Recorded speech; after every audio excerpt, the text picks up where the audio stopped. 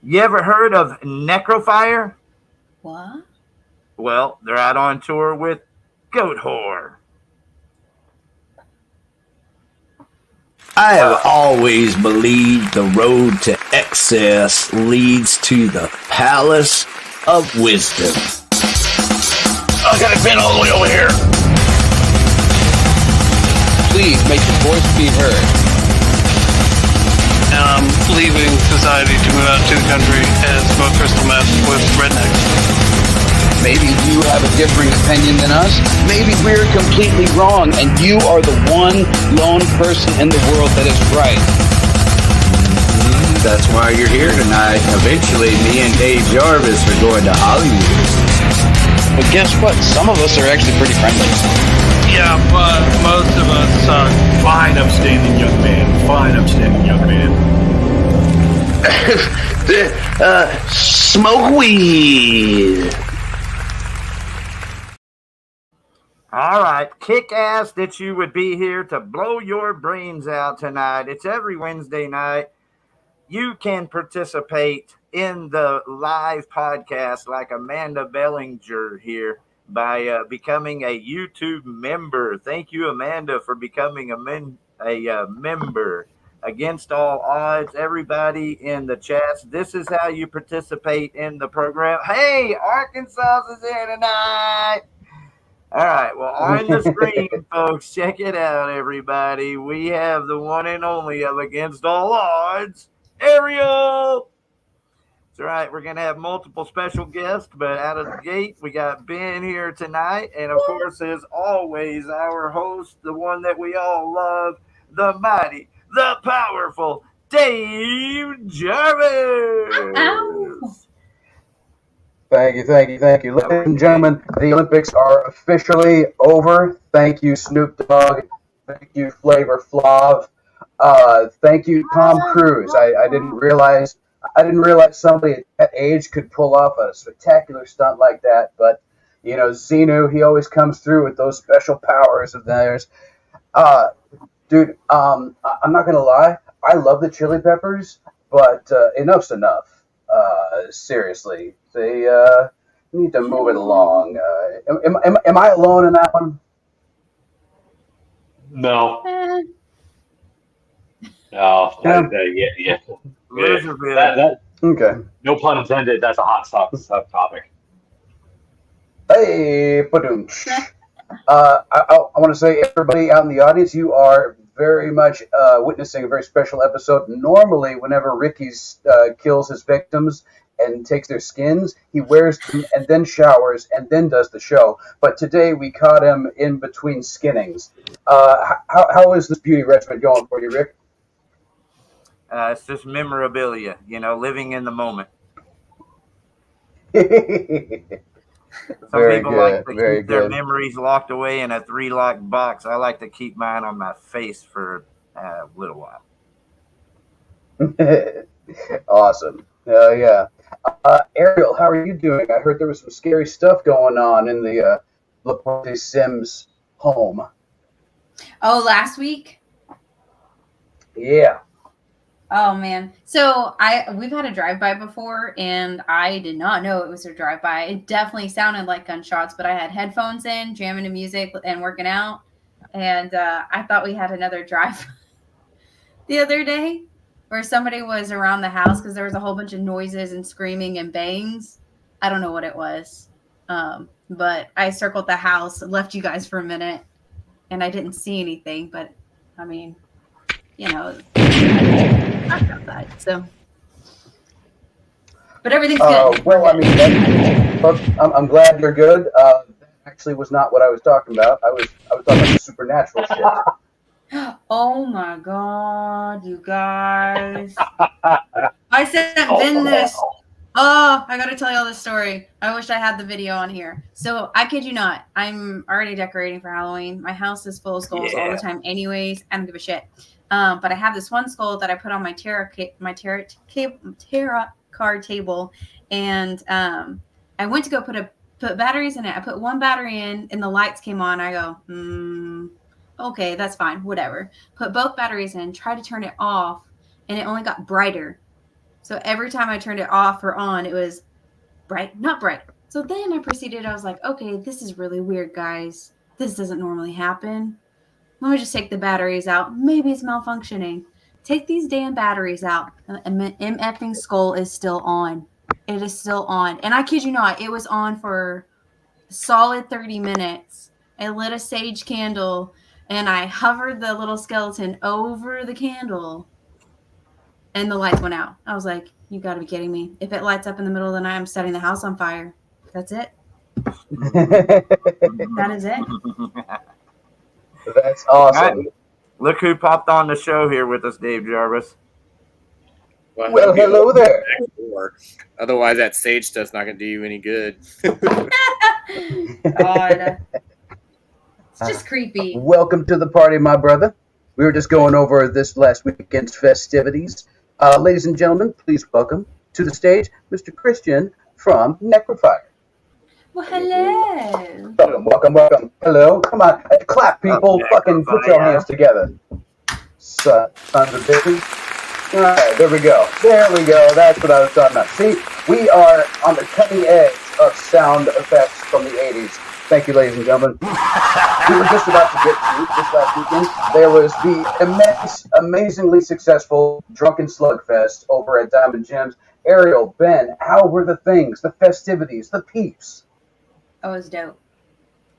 I'll let Ben talk this time. Oh, wow. You put me on the spot. No, it was really cool.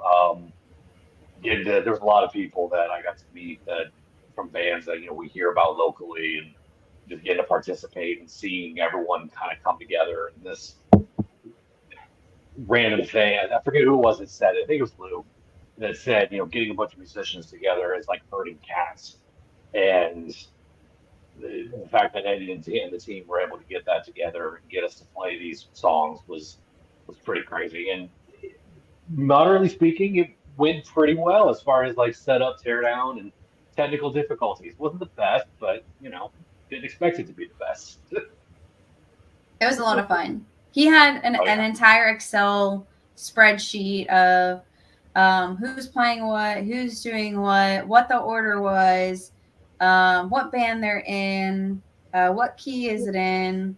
He had like all the things. Yeah. And he had lyrics up for everybody in case you would forget, because I did like 5 songs and it was great. It was great. I got there a little late, so I missed Ariel's performance, but I got to see Lou and, of course, Hef from Vane and Josh, the new bass player from Vane. I got to see all their performances. Yeah. Oh, and Bruce Gibson.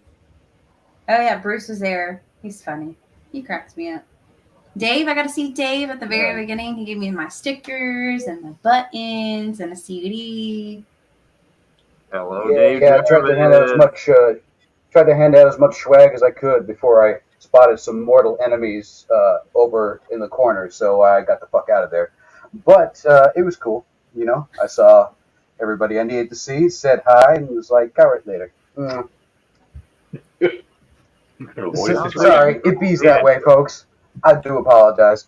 But for those keeping score, this is now actually week 2 of Black Metal. That's right. We felt so nice we had to do it twice. Today, we have a shining star in our horizon to guide us through the darkness. Christian from Necrofier. Twinkle, twinkle, baby, man. Melodic black metal from Houston. How are things today? Can't complain. It's a busy year. We leave. We hit the road with Goatwhore and Vitriol in like 2 weeks, so just trying to get everything together to leave. Ooh. So it should be good. What's that like? Oh, yeah, dude. How do you prepare for that? I mean, the usual stuff. Just get everything ready, like band-wise. Make sure all like me, I had to take my head to the shop because it blew on the last thing we did, which was fun. Then it's just like order merch. Make sure we have a vehicle, make sure everybody's got everything they need, stuff like that.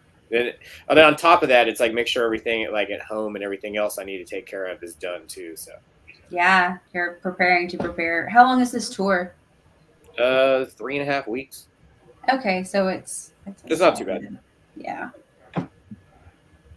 Are you playing every day, or do y'all have a couple breaks? How's that working for you guys? There's only 3 days off, which is a lot. I think there's some of them where it's like 12, 13 days in a row. Holy shit. Yeah. I mean, it'll be fine because, like, especially the drives aren't too bad. So, at least there's that. But I haven't done anything in a while that was this many days in a row, so it'll get interesting. Who coordinated all of this? Goat Horrors people. They've got people? We need people, Ben. We need people. Well, of course, we need people. Are you guys doing support for the whole tour, or are you guys only in certain dates? We start the tour September 4th, but it started like last week. So, the whole tour with Vitriol is like 2 months, and there's a couple other bands doing the first half, and we're doing the second half. Cool. Damn. 2 months is a little much for us. So, luckily, they were like, hey, can you guys do this? I'm like, yes, we can do that, but definitely can't do 2 months. How do you balance the work life? Do y'all do something else for a living while you're touring, or do y'all just take the break? Like, I book I do concerts in Houston and do a festival. So when we're touring, I just kind of work from the van and the venues and things like that. Oh, very cool. It works out where I can do it. Sometimes Right, it's a little niche where I don't feel like I can enjoy everything like I should. But I'd rather be working than gone than not. Yeah. Yes, I've actually had a few requests. Tell us about the Hell's Heroes Festival. Next year is going to be the 7th year. It's at White Oak in Houston. It's a big mix of traditional metal, thrash, black metal, some doom, things like that. Most of it's kind of it's geared towards older, there's a lot of older bands on it and the newer bands that are kind of doing the same thing. But so fun for the whole family. Yeah, I guess kind of covers the whole spectrum in that. It's but it focuses more on those genres rather than say MDF does a lot more black metal or death metal and grind and some things like that. But yeah, it started and it was mostly traditional metal, except there's only so many traditional metal bands still around or exist. So just over the years, it's changed out a little bit. Do you care what other styles besides black metal are playing, or is it just first come, first serve? I love to hear all y'all. Most of the stuff on the fest is everything bands I've always I listen to or I've been wanting to see forever play, things like that. But it also has to kind of mix in my brain that it all works together. I don't know how to even explain that other than it works in my head. Not too heavy on one side as opposed to another. Yeah, because there's some stuff Autopsy played last year, but there's other things that are close to that I might not book, if that makes sense. Gotcha. Mm-hmm. Yeah. Ben and I are so used to playing gigs where it's literally a hodgepodgery of stuff. It's kind of fun though, because then we get exposed to bands that we probably normally wouldn't go to a show for. That Pokemon crew was pretty cool that one time. You remember that? Yeah, they were really fun. I never seen it coming. But it is kind of nice when you do get on a bill that's kind of the same genre of sound, because then you get to listen to the music that you play and that you love to listen to, on your own free time. I think stuff like that works out as long as the other bands are in genres that you actually want to listen to. Yeah, you're right. It would suck, or it does. Yeah. No, and it's always weird just kind of trying to put all that together. There's so many. We're in that awkward element where, like Ariel was saying, some stuff fits really well with some of the heavier metal bands, but then other stuff is that's kind of, for lack of a better word, pansy in comparison. So it puts us in a weird spot. So trying to get that mix going, but a festival like that sounds like a load of fun. The fest is a lot of fun, and there's other stuff there's a lot of kind of 70s hard rock that ends up playing it or things like that, some things that are more classic rock sounding that I think fit in that world with all those other bands. So it's kind of it's not it's branched out enough where it's kind of diverse, but it still kind of has some kind of thing holding it all together, where it's not just kind of a all over the place just metal event. Yeah. Very cool. So I went to show this past Sunday, and I have had this burning question that I've been waiting to ask on this show tonight. But have y'all ever been to a show? And obviously, there are seats now. You can sit in the seats, but most people usually stand when like the main act comes. Would you even dare ask somebody to sit down in front of you if they're up listening to music, or would you say fuck off, or would you sit down? Because I'm going to be honest with you. If I'm about to watch my favorite band, I'm standing up. Yeah, my honest is I'm standing up. I don't think you can ask. Standing up, you just have to stand up. Yeah, I agree. So there was these three guys that were just to the right of me, and they were literally only there for one of the bands. And so the guy stood up. He was having a good time, listened to the first two songs, and the kid behind him taps on his shoulder, and he's like, "Hey, man, do you think that you can sit down so I can watch the show?" Well, that kid needed to be in the pit in front of the stage. They should have just, opened the crowd up and let him go right to where he belonged. I don't know. It's hard when there's seating, right? So it was at Toyota Music Factory. So it's got kind of like that indoor portion, and then the lawn, like Jessa or Joseki's, whatever the fuck you want to call it. And so we were in the seating area, and they bought tickets that were... Parents didn't realize that they were going to have to hold their child up on their shoulders also. That's when you're cool and you just say, "Hey, dude, you want to come up here with us?"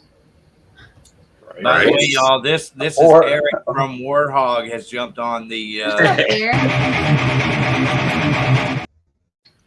jumped right in there. When it's a kid and they're into metal, yeah, I mean, like, why wouldn't you be like, "Hey, we need new young fans. Let's get this kid up in the front."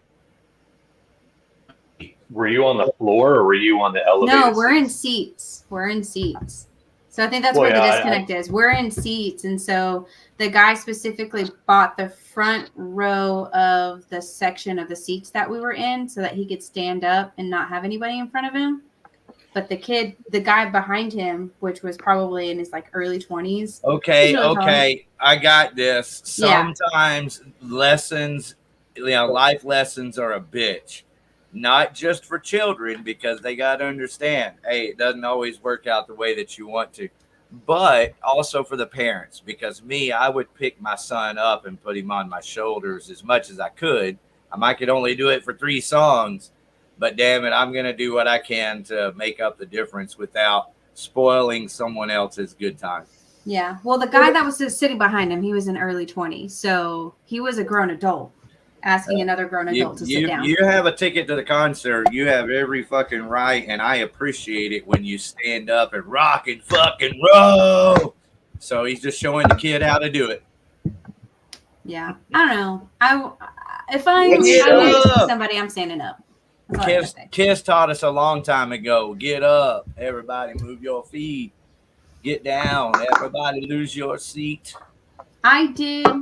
However, I say seated because the people in front of me were seated, so I say seated so the people behind me could see. But if the people in front of me stood up, I would totally stand up. You're too nice. Having said all that, I could be wrong, Ariel. That's just my opinion. I don't know. It was just a burning question. I just wanted to know what people would do.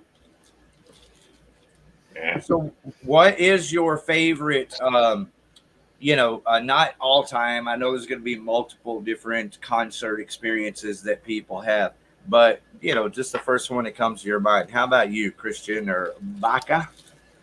What would be your, idea concert experience? Let's see. Okay, I just got back from Norway and saw Watain play at Beyond the Gates. Wow. And their show in Europe's kind of insane, where it's they have 2 tridents on either side of the drum set on fire. There's these giant columns on things that are on fire. Yeah. There's these other things on front that are on fire, and Eric walks out with torches at the beginning of the set and things like that. Killer. And then the whole show is just it's start to finish from the intro, and there's incense burning, there's smoke nonstop going. That it's I don't know. It's hands down probably one of the best like the live shows. Besides the fact that I love the band and things like that. Wu-Tang? Yeah, Wu-Tang's good. No, what band were you just talking about? Oh, Wu-Tang. Wu-Tang. Yeah. Yeah. No, they're hella good. So I'm jealous that you got to see that. Yeah, because I mean, even when they did play in America, the set's different. I mean, it's a show, but they don't have like in Europe and Fire and all the production they use. It's over the top. Nice. Love that shit. You're gonna be able to make it out to a boss version of Immortal. Which one? Are you talking about? I'm not. He's doing a couple things in Europe, but I'm not going to see any of it. Yeah, I know he's doing those shows. It's just him, so it's not like a reunion or anything. But he's playing all the hits. I mean, those should be great. I mean, that's like on some of those, I feel like that's like the only thing you get these days. It's like it's like Udo doing Accept songs or things like that. Yeah. Or TNT. Was it like that in May when y'all opened for Obituary over at Trees? That shit was wild. What is it? We did that. We did Dallas and we did Baton Rouge, and it was just like both shows were just over the top, just nuts. Kick ass. Obituary, really good dudes. Shows were both crowded, and everybody at Obituary shows likes to get wild, surprise. So I mean, it was a good time.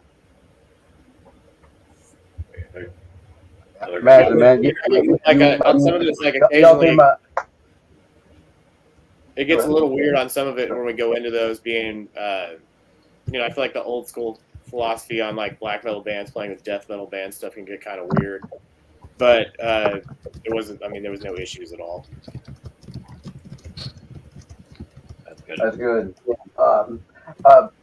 May I also say just a quick shout out to Alex from Scriptorium because he turned me on to y'all. So thank you, Alex. Did a great write-up of y'all back in May of last year. And so I was like, oh, shit, hell yeah. Let's see if I come on our crazy little show. And look at you. Thank you for being on there. Thanks for having me. We got us a joker in the chats tonight here, Ariel. That's my friend Chris. Hello, so Chris and Layla are together. They're hilarious. I'll push you in the hole in front of us. So I listened to your first album, Prophecies of Eternal Darkness. May I say, fucking bumps like a motherfucker. Tell me about the process of making that album. When did we do that? We did that record during COVID, so we had like a lot of time to like put some extra stuff into it.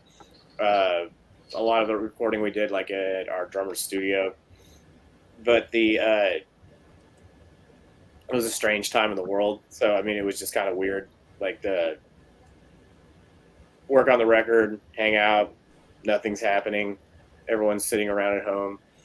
But I mean, whatever. The record turned I'm really happy how the record turned out, and the experience was great. But I just like kind of like times around it were weird, obviously. Yeah, but what a perfect time for black metal when the whole world is shut down, paranoid. I mean, for a lot of it, I mean, I'm usually like I stay pretty busy, and there's too many things going on all the time. So not having to do a zillion things at once was, like, at times not the worst.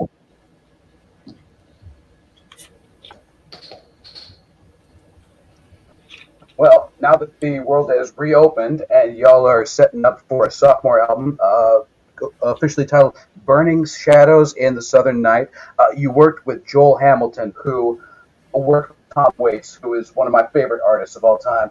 What was it like working with him? Joel's amazing. Megan.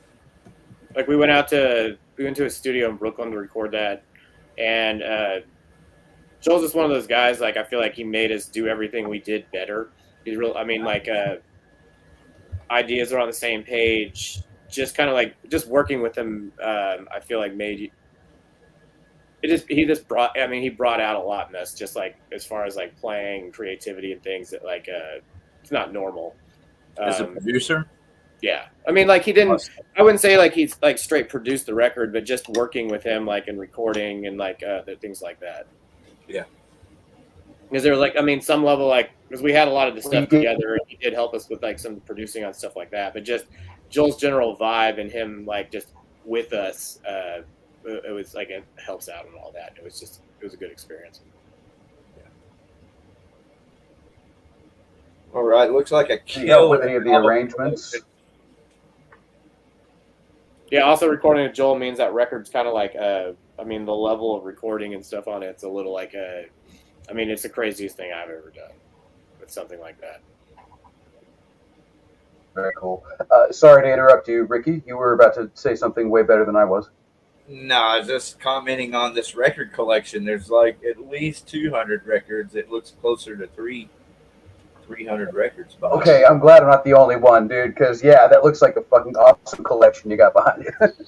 It's more like it's somewhere like in the, I don't know. It's got to be like 1,200 records or something. Yeah, damn. Too many. Is there a Night Cobra album in there somewhere? There is a Night Cobra record in there, or a few. Good call. Night Cobra actually just got done recording a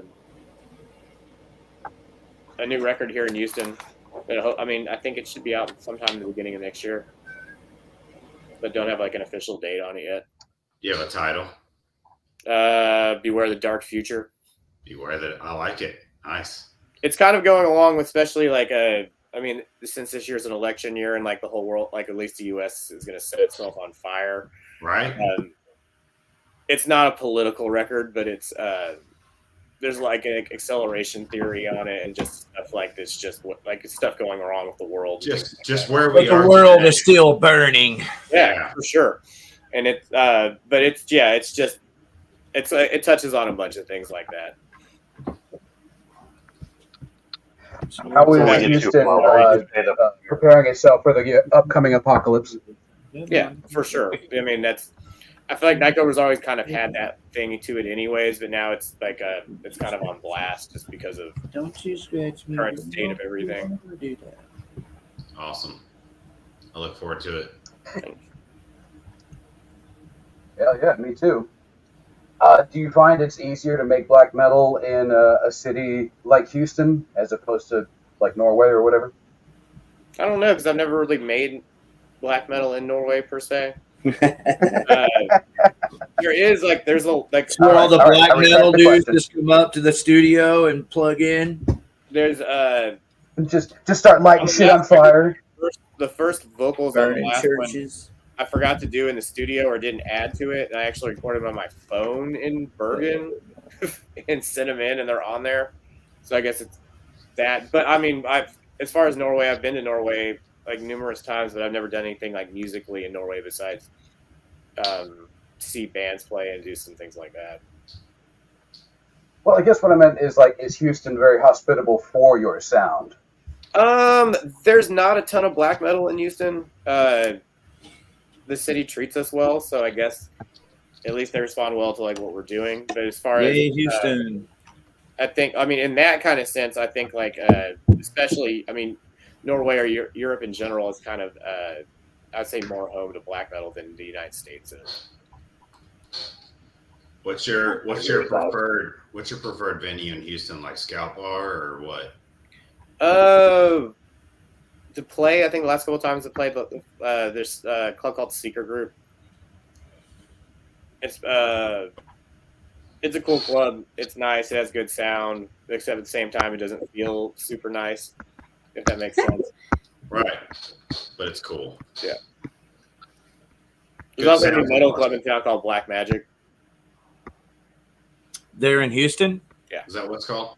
I feel like we've heard of that venue before from another Houston band. I am Facebook searching it now. I don't think it was. It's a good place to play, especially like it has a lot of regional and touring stuff, but it's a smaller place and it's also a bar. It's decorated really cool. You know, basically anything metal it's kind of catered towards anyway. So the Black Magic Social Club. Remember we talked about this on our podcast a couple of months ago. Oh yeah, I remember that. Satanic imagery and decor, not far from several churches. Not cool. Not a good place. Bad vibes.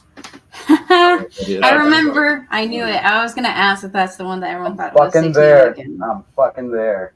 I mean, it's in the middle of an older, like a Hispanic neighborhood. It's been like around forever. So, of course, it's going to get a bunch of like weird reviews, especially from people like that used to go to whatever bar it was beforehand. That's all we get are weird reviews, so we get it. Oh man, that's amazing! I didn't know they had that. Tacky and tasteless. I was like, I remember said thing. That's right. All right, so there's the Facebook page, Black Magic Social Club. We're going. All the I love that they have that as their cover image. Yeah. It's a bad review. Thanks for the bad review, man. Like that's reverse psychology. Psychology, exactly. There is no such thing as bad publicity. Right? I mean, I feel like that's good publicity from what I'd look at this and I'd be like, all right, I guess I'm checking this place out. Oh yeah.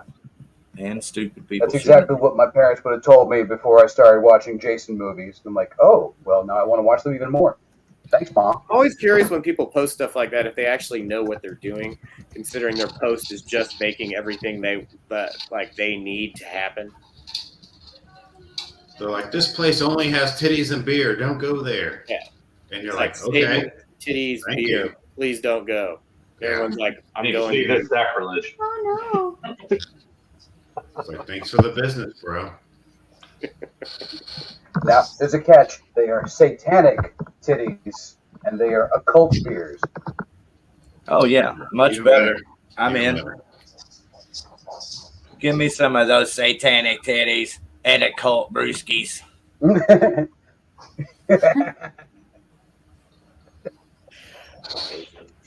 Man, so I saw y'all jammed with Ginger not that long ago, man. That must have been fucking awesome.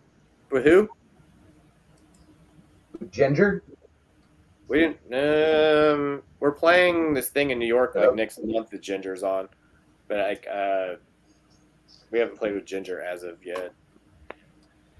Hey, look here real quick. It could have been Jared that turned us on to the Black Magic Social Club. Kill House is playing there November the 8th. So if you're in town, you can go check out Kill House. Oh, fuck yeah. Here you go. Swarm, Dreadlands. Oh, and Dreadlands. Love you, Jared. That's a good show right there. Oh, shit. That sounds fucking heavy as fuck. I know. Why weren't we invited? I think that might be here. I volunteer myself Well, as there's tribute. always next year. Always next year. Ooh, all right. So how many organs can we harvest out of that guy? Chris? Ooh, Chris is probably missing a few. Chris, how many organs you got left? Put it in the Brett chat. taking a crap or something? Brett, what are you doing? Here you go. All I see is your chair. This ain't Clint Eastwood. You can't just be talking to an empty chair. Ah, there's a chair with a person in it. Now we're talking. Yeah. So, what's it like to share the stage with Goat Whore and Vitriol? Are they nice people? Do they share their food? Goat Whore are good people. I'm actually really excited about all that. Just like most the Goat Whore dudes have been good friends of mine for like a long time, so it's about time we like went out for a while. Vitriol dudes I don't know yet, so I heard they're good dudes, so hopefully everything should be good.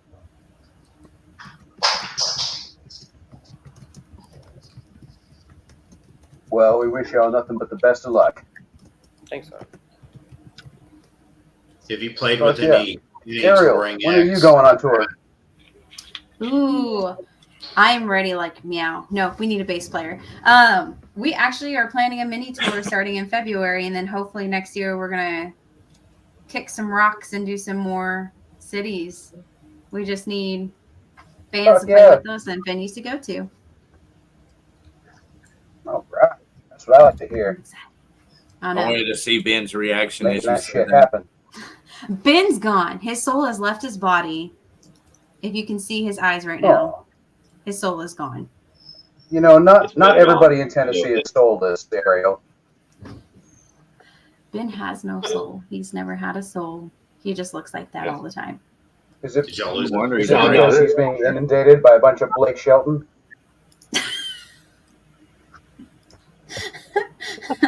doesn't Ben even know is how to in take that Tennessee comment. tonight. What? Oh, Megan says she can help us. No, I was saying like.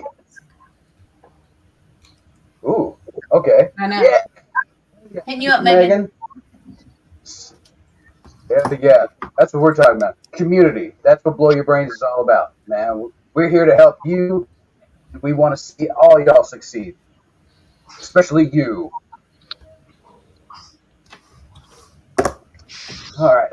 So, do we have any music? Do we have any music videos, MP3s? What do we got, Rick? We want to play some music for these people. I found a Necrofier video, but I'm not, 100% it's the correct YouTube channel. It's from their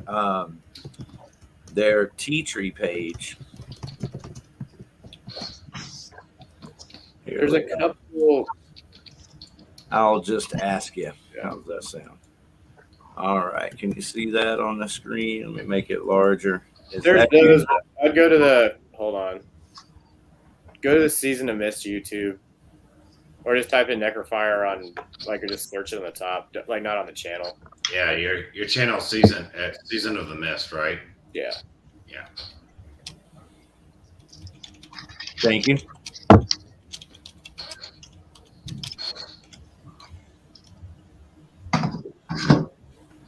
Burnt by the Sacred Flame. That's 2023. Forbidden Light of the Black Moon. So, Christian, what is your favorite video that y'all have done? What should we look at? Black Flame Burns, I feel like, is the most probably cinematic one. Ew. I love cinema. Cinematic it is. As soon as I get through this. So who produces these videos? Do you do them?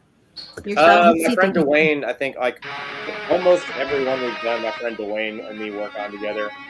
Excellent. It's really good.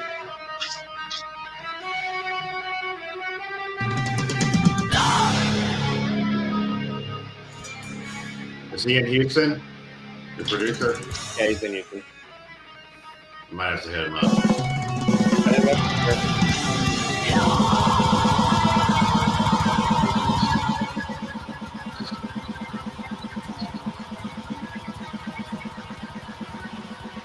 I haven't watched this in a long time. I mean, I don't even know how old this video is. I mean, it's only been like 4 years. You watch it 100 times the first couple of weeks. And I mean, I had to watch it a million times. It's like, what's going on? And then, then it's after it comes out, I'm like, cool, we're done. So far, I would have to say cinematic definitely fits this. This is awesome. The conversation was Was that filmed in Galveston? It was. All right. Nice. It was in Galveston in January, so that was fun. Did anyone get E. coli or hypothermia? It wasn't that bad. I mean, it was bad when I got out of the water, but the water in the Gulf doesn't ever get cold. It did have a bunch of random families walking down the beach, looking at us like we were insane. What are you? That means you're doing it right.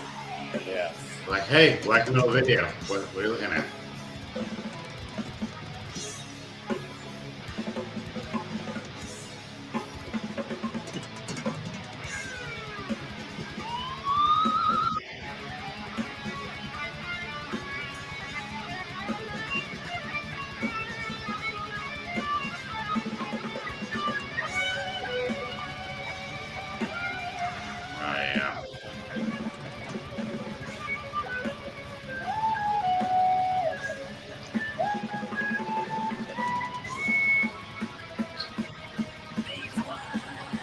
And this audio sounds amazing through whatever's going on.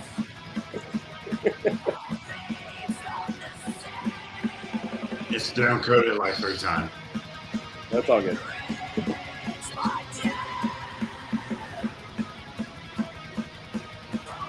when everyone hears black metal, all they think about is Fisher Price recording anyway, even though we all know that's not I know true. this recording is much more black metal than the actual recording. At least in the traditional sense. It's true. There's some like great it was like a Nephilim interview from a while back, and it was like, your latest record doesn't sound like it was recorded in a dumpster from 200 yards away. Are you guys getting soft? Oh, I love it.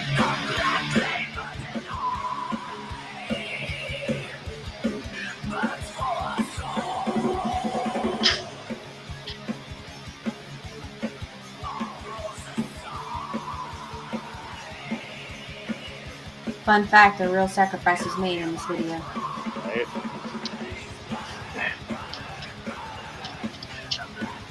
Pretty awesome. I like it.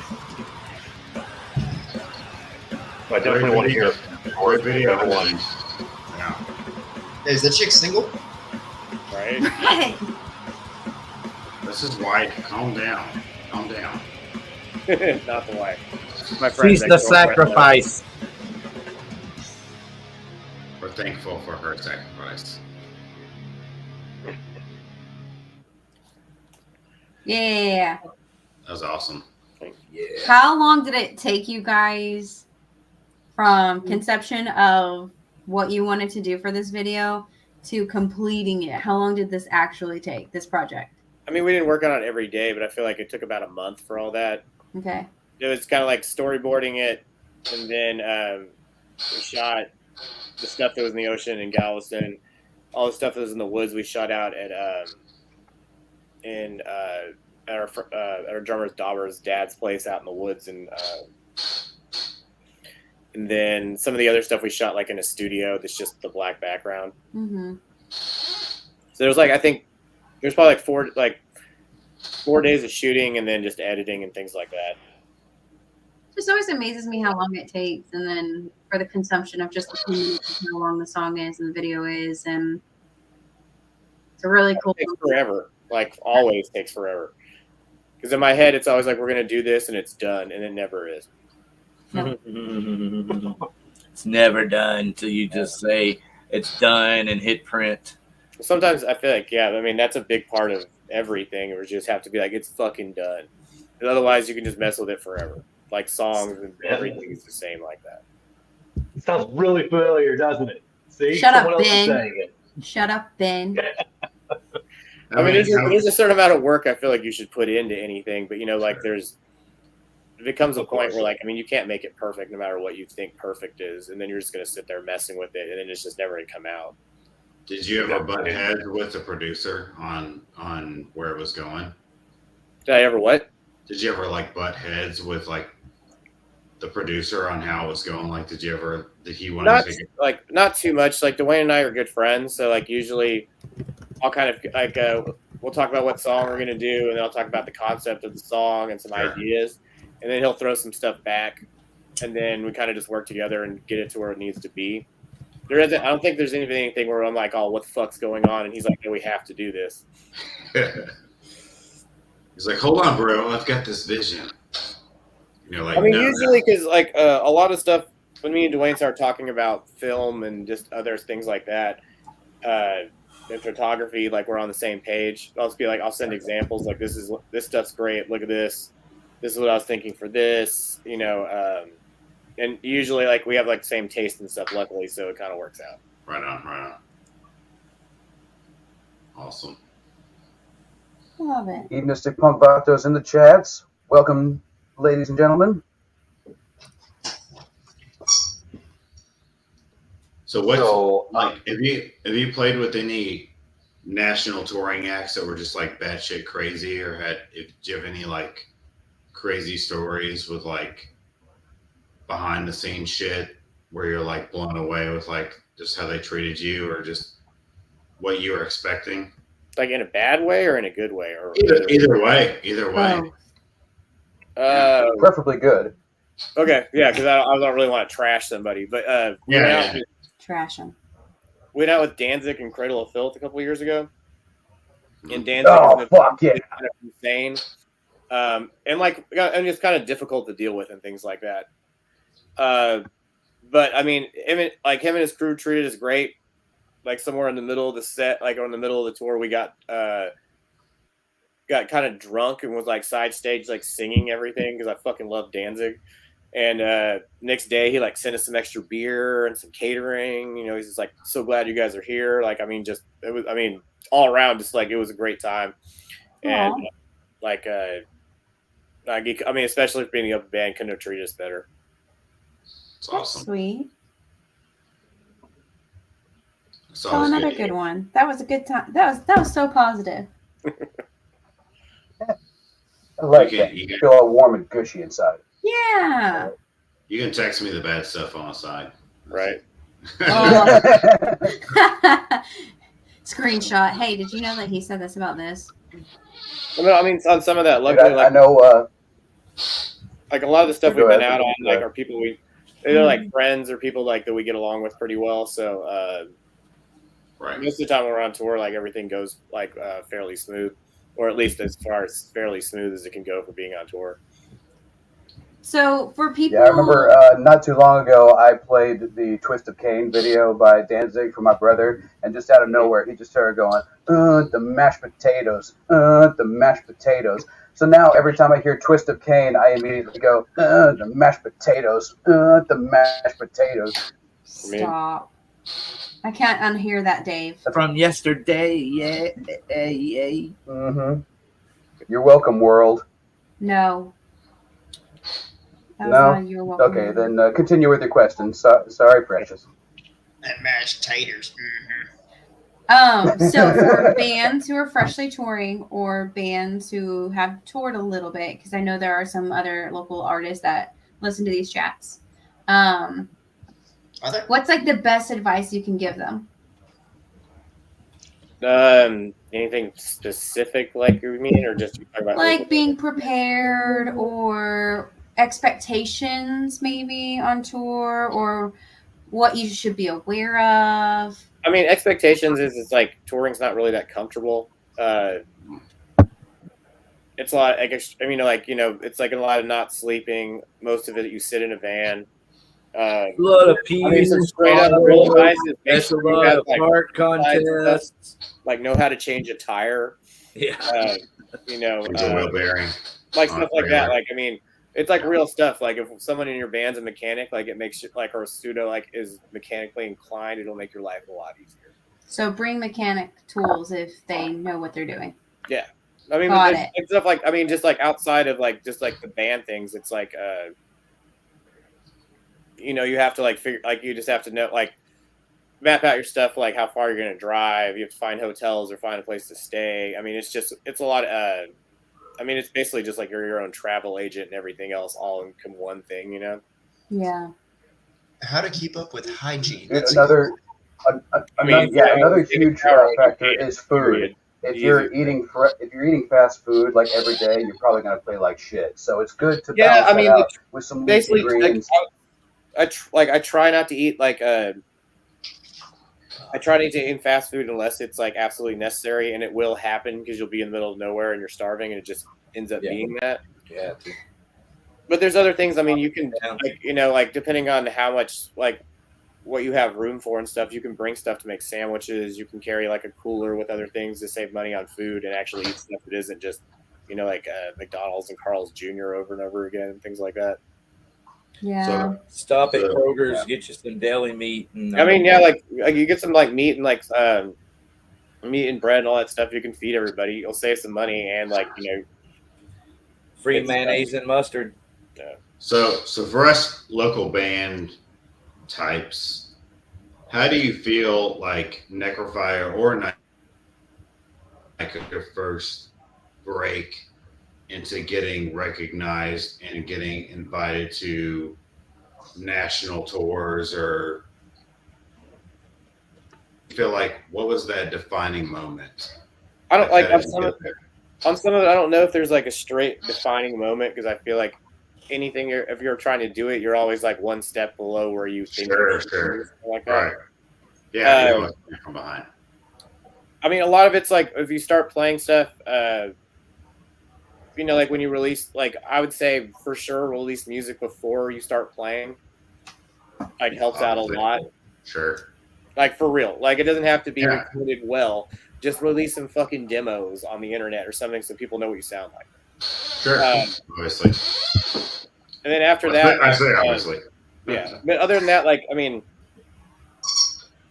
there's stuff like make sure your merch looks good. Put effort into actually selling it at your shows and getting people to go to your shows. Because like a lot of it, I feel like to get things and like have more like say bigger bands to play with you or ask like or promoters ask you to play those shows. It's like you doing well on your own. Where just like you play a show and people come to see you, so then everybody else is like, oh, okay, what's going on with this, and it kind of goes from there. Right on. That's fair. It also really helps if you have someone that's like a natural schmoozer. Or what? I mean, national schmoozer, sure.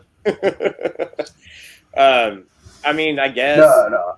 I was saying it's very helpful to have somebody that is good at talking to the promoters and for sure. You know, the club owners and stuff. I mean, because that's like I've done that for a long time, so I know like how to speak to people like that make it stuff easier, or things like when stuff goes down, like what realistically is going to happen. You know. Do y'all have management, or do you do all your own stuff? No, we do our own stuff. Right on. Is there anyone that would actually step into management for something like that?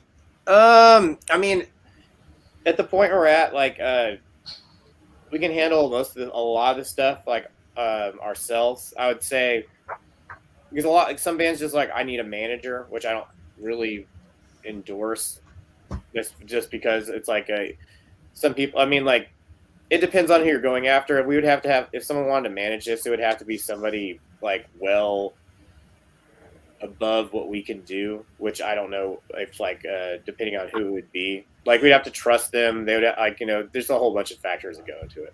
Thank you, Amber. Yeah, and I mean obviously you are going to know way better than I am. It seems like it's such a niche group community that if you get anybody to come in and manage it, they're not going to know what they're doing. They're not going to promote to. Yeah, and there's even like I mean, there's a bunch of big managers out there and things like that, and maybe some of them would work, some of them maybe would not.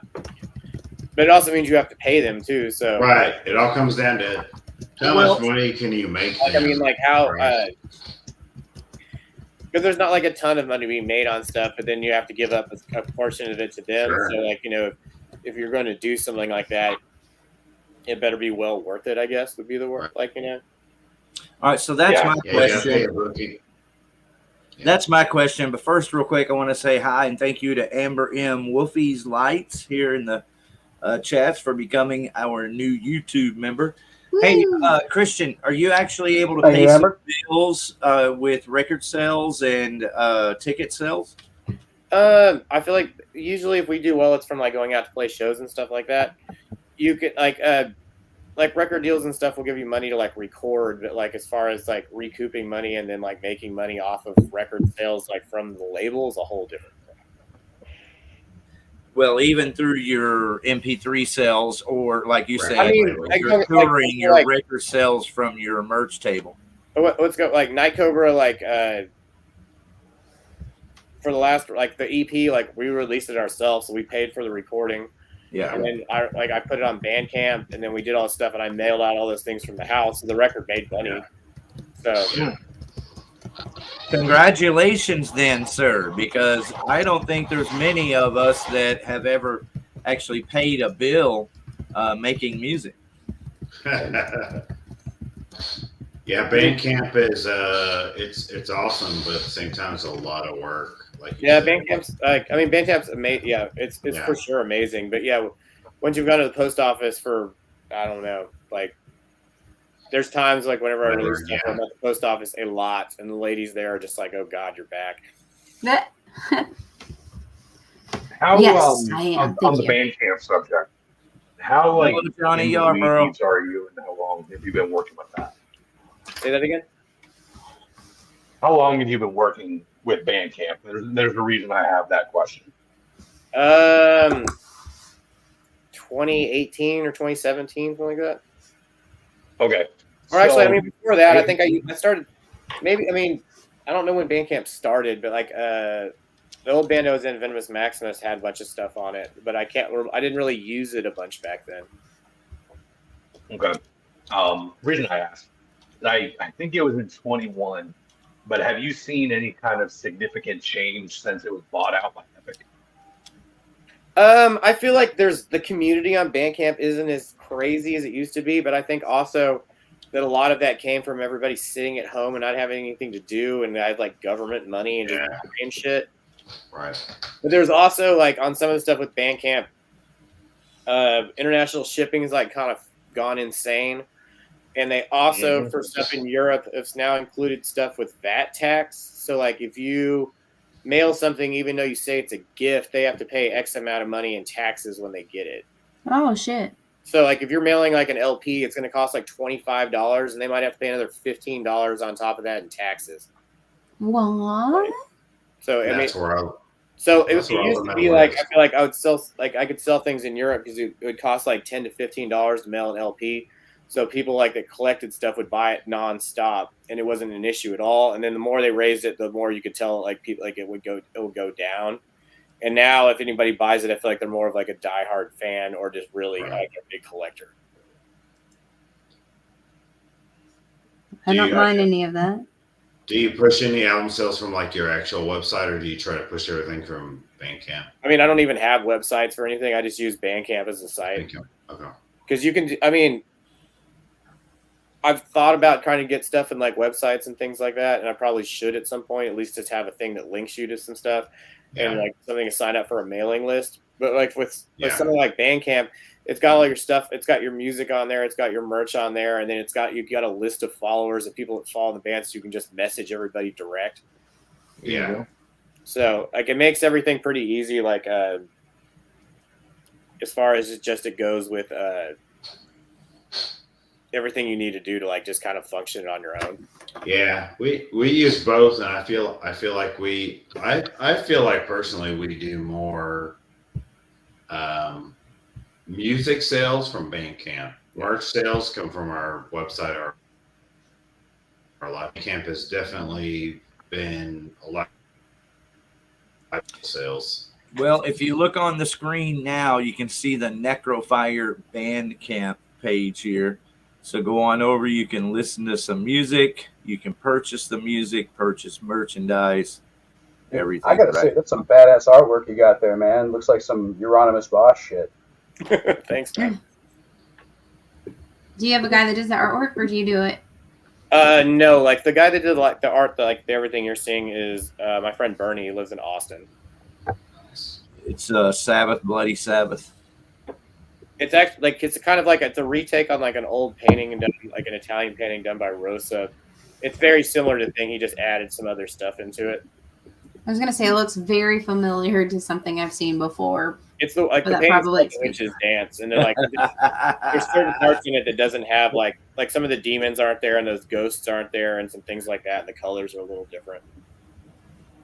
It's pretty crafty. Yeah, I love it. But he does a bunch of like he does painting, and he does like a bunch of fine line stuff that looks like old Gustav Dor things and things. Like he did the first record too, which is like he did with graphite instead of painting. That's cool. So I've got a controversial topic.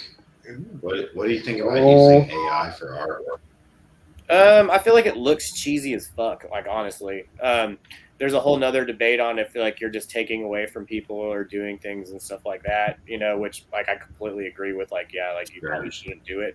But I mean, like at the end of the day, it all looks dumb to me. So like I'm just like, why would you use it? What are we talking about? What kind of graphics? AI. Oh.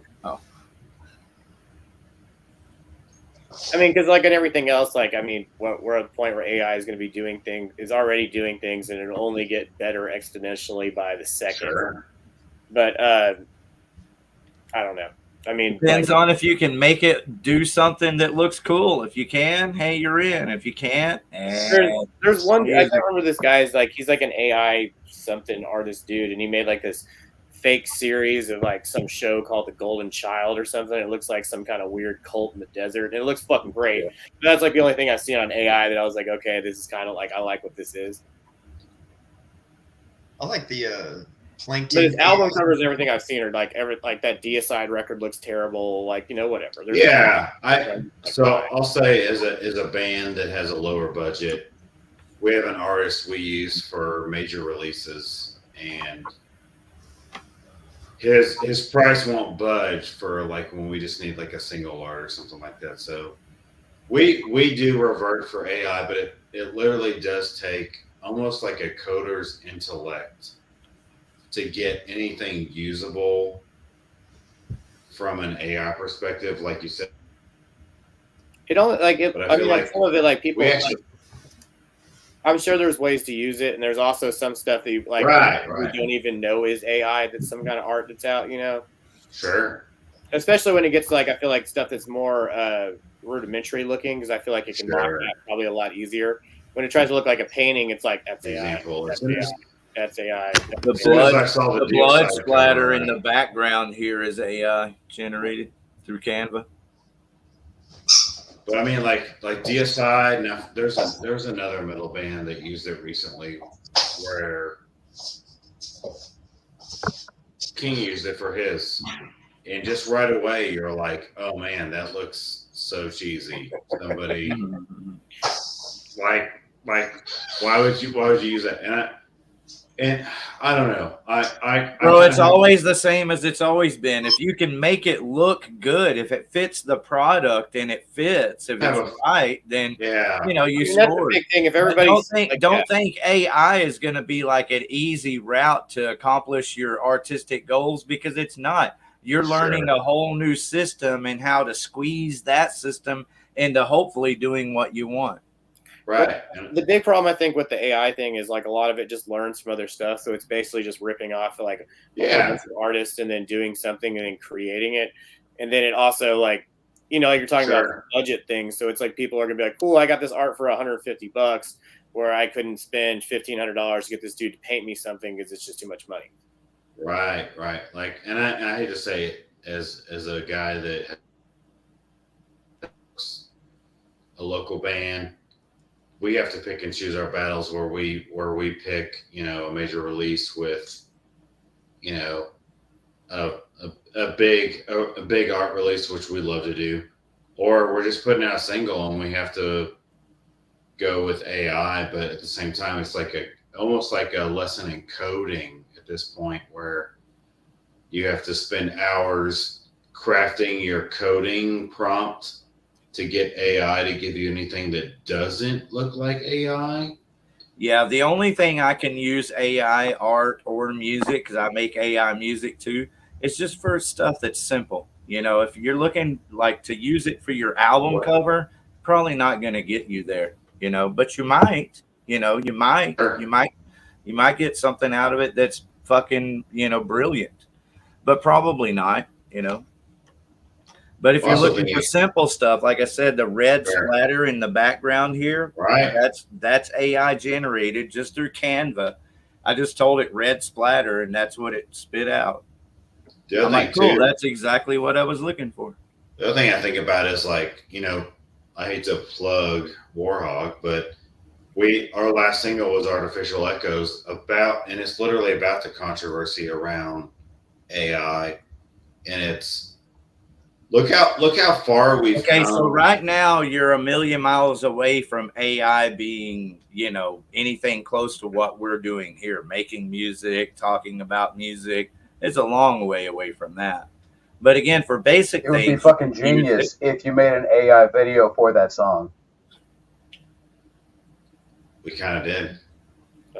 That might not go over too well. I've seen that happen a couple times, and the fans of you fans were not happy. Yeah, and so there it is. You nailed it. A band on a budget. You can take the time to put together an AI video. Fucking go for it. Who gives a fuck? Once you get on a label, I feel like Deicide or Carrot King, they're on the world. There's a music video by Post Malone before White Iverson where he was literally in front of a white screen just acting like fucking Weird Al Yankovic. But hey, he's doing pretty well. It's a whole other story. It's a different genre. Thank you, Super Chat. Thank you for that, Super Chat. Thank you, Johnny Yarborough. Thank you, Johnny. You're the best. Muchas gracias. A good friend over on the West Coast, taking care of our peeps. Thank you, Johnny. Love you. And thank you, Arkansas. You're wonderful. We have a great family here. Deserve to make a living. Yeah, that's how I would do it. If I had the money, and I think that's pretty much everyone. If you have the money, you're going to work with a real artist on anything that and you're that's my thing too. Is I wish I made a real artist, because that's who deserves to make it. Seriously, that's why it's controversial. But, at the end of the day, life's about having fun, getting your rocks off, and, just enjoying yourself. So I do enjoy making, under my current circumstances, making AI music. So I've made maybe about 100 songs that are AI generated, but I don't play them here and I don't talk about it. I wouldn't tell anyone, oh my God, you have to listen to this because listen to what I'm doing. It's just fun, like playing a video game. Now, you could look at AI music as a way to give you inspiration for creativity. I wouldn't, because I've played around with it enough that I can tell you that right now, Suno AI is kind of at a stalemate again. It's stuck. They're gonna 6.0 is gonna have to come out before Suno is gonna be good again. But speaking of inspiration, I'm wondering what was the inspiration that came through on this current album that you're working on, Baka? There you go.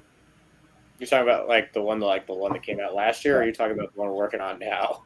Yeah, the one you're working on now. Oh, the one we're working on now. The one you're working on now. Yeah. What outside elements, including movies, have inspired this? Let's go with the last record, because I'm not really ready to dive into the new one as of yet, because it's not even recorded, so whatever. Sure.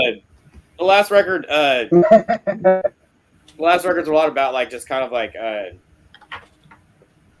burning for your dreams, trying to accomplish things, but also at the same time, if you're gonna do stuff, it takes a lot, and it's sacrifice for certain things, to make something else happen and things like that.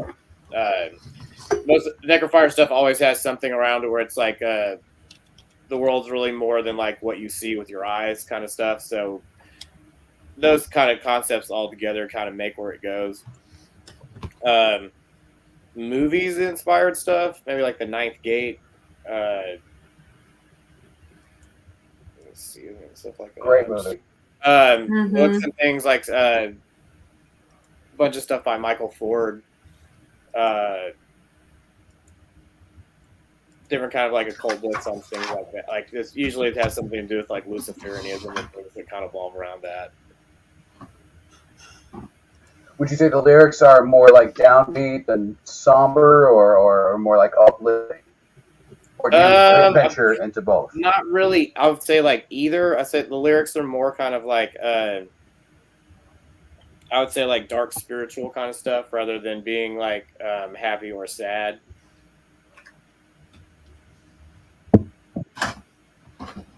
It's basically you tell people how to live their lives. Yeah, I mean, it's a lot of it's kind of I guess how you interpret all this stuff is on it. It's not really set as a thing. It's not that direct, because it's more of say there's a journey through things rather than saying going one way or the direction on kind of emotion in that way. And then musically, did you draw upon the usual suspects, or do you take from non-metal genres and stick in a little thing here, a little thing there? I mean, there's I listen to a lot of stuff that's not metal. I listen to a lot of dark wave. I listen to a lot of Rocky Erickson and things like that, psychedelic things. Not that I feel it makes it in there, but I listen to a lot of old school country. I mean, I'm sure it affects it somehow, but I'm you're not gonna hear it or probably be able to tell. And then there's just like usual suspects of cool. like older metal stuff from, like I mean, something like Slayer to like old black metal and things like that. Hey man, that's awesome that you include 13th Floor Elevators as your inspiration. Yeah, they're amazing. That's a deep cut right there. I mean, we're in Texas. It's hard to especially like them being from Houston is pretty amazing. But like other stuff, like ZZ Top, other things like that. Like, I mean, let's stop pretending like that stuff has like a big influence on me throughout the years of me playing music. Yep. Well, since you're from Houston, the chameleonaire Mike Jones scene made its way into your music. Destiny's Child. Yeah, right, exactly. I would say definitely more like the Houston hip hop scene than Destiny's Child, but yeah. Fuck yeah, dude. Paul Wall, baby, yeah, that's me. Yeah, Paul Wall, baby.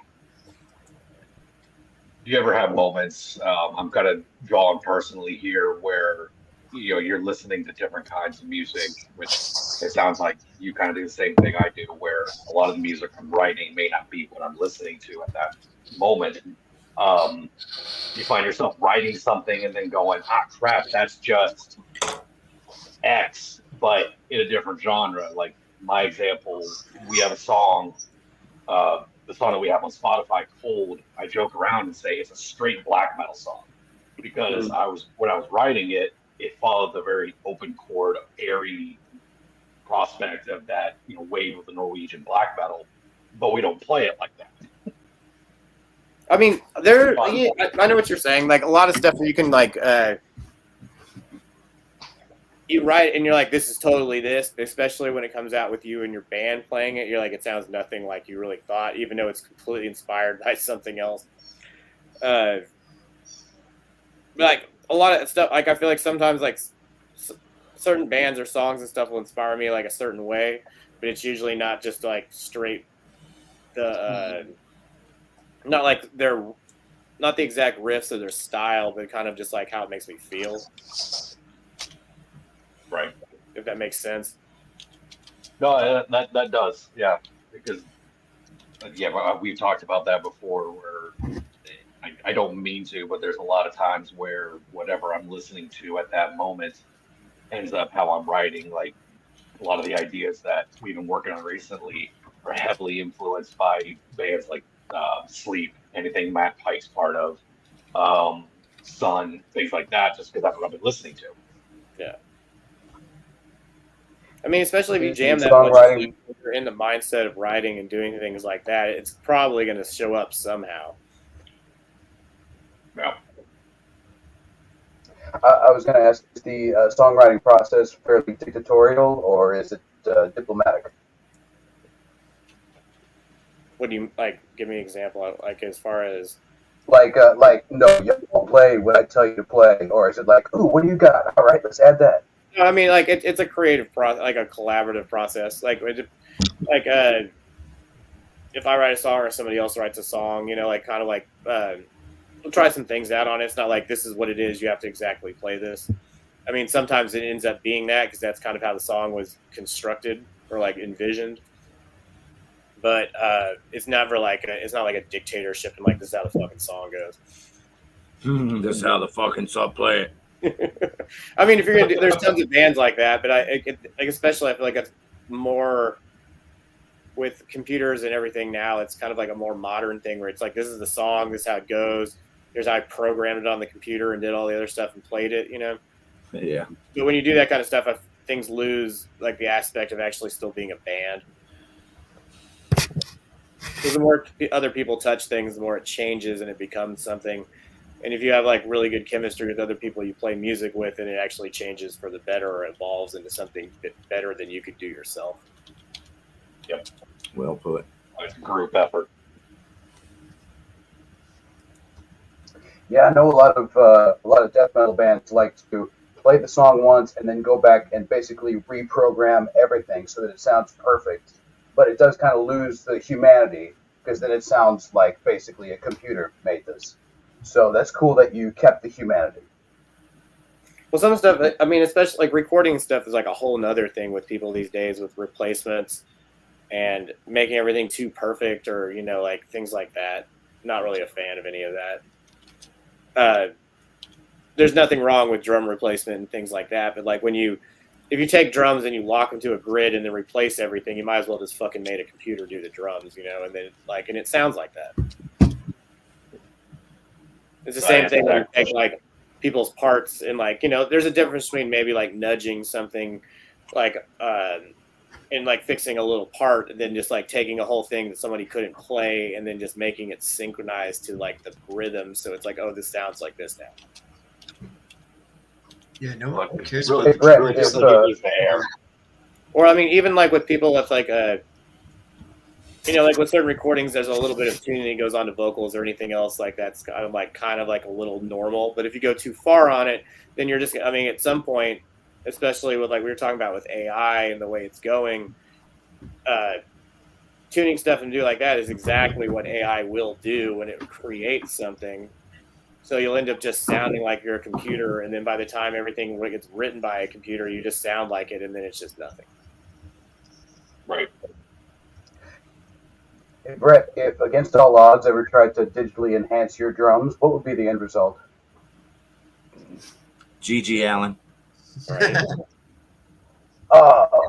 Right. Dirty. I feel like punk's like one of the last worlds that can't really have any. I mean, you can do some stuff in that, but like punk's not meant to be any of that. And you know, like I feel like at some point it'll probably be like the last fight against any of that because punk's more about like attitude and vibe than it is actually. And like I don't really think that's something you can teach a computer or a computer can actually learn. I mean, I'm saying this now, but in like 5 years, maybe it does. Who knows? Well, yeah, like the drum programs have like humanized buttons, but even then, all that's doing is just changing the velocity of the hits. It doesn't add the air. It doesn't add the actual sound of it. It works for me on a budget, but don't have a budget to get into the studio. I mean, there's certain things like I demo things all day long with like Easy Drummer or some like program like that.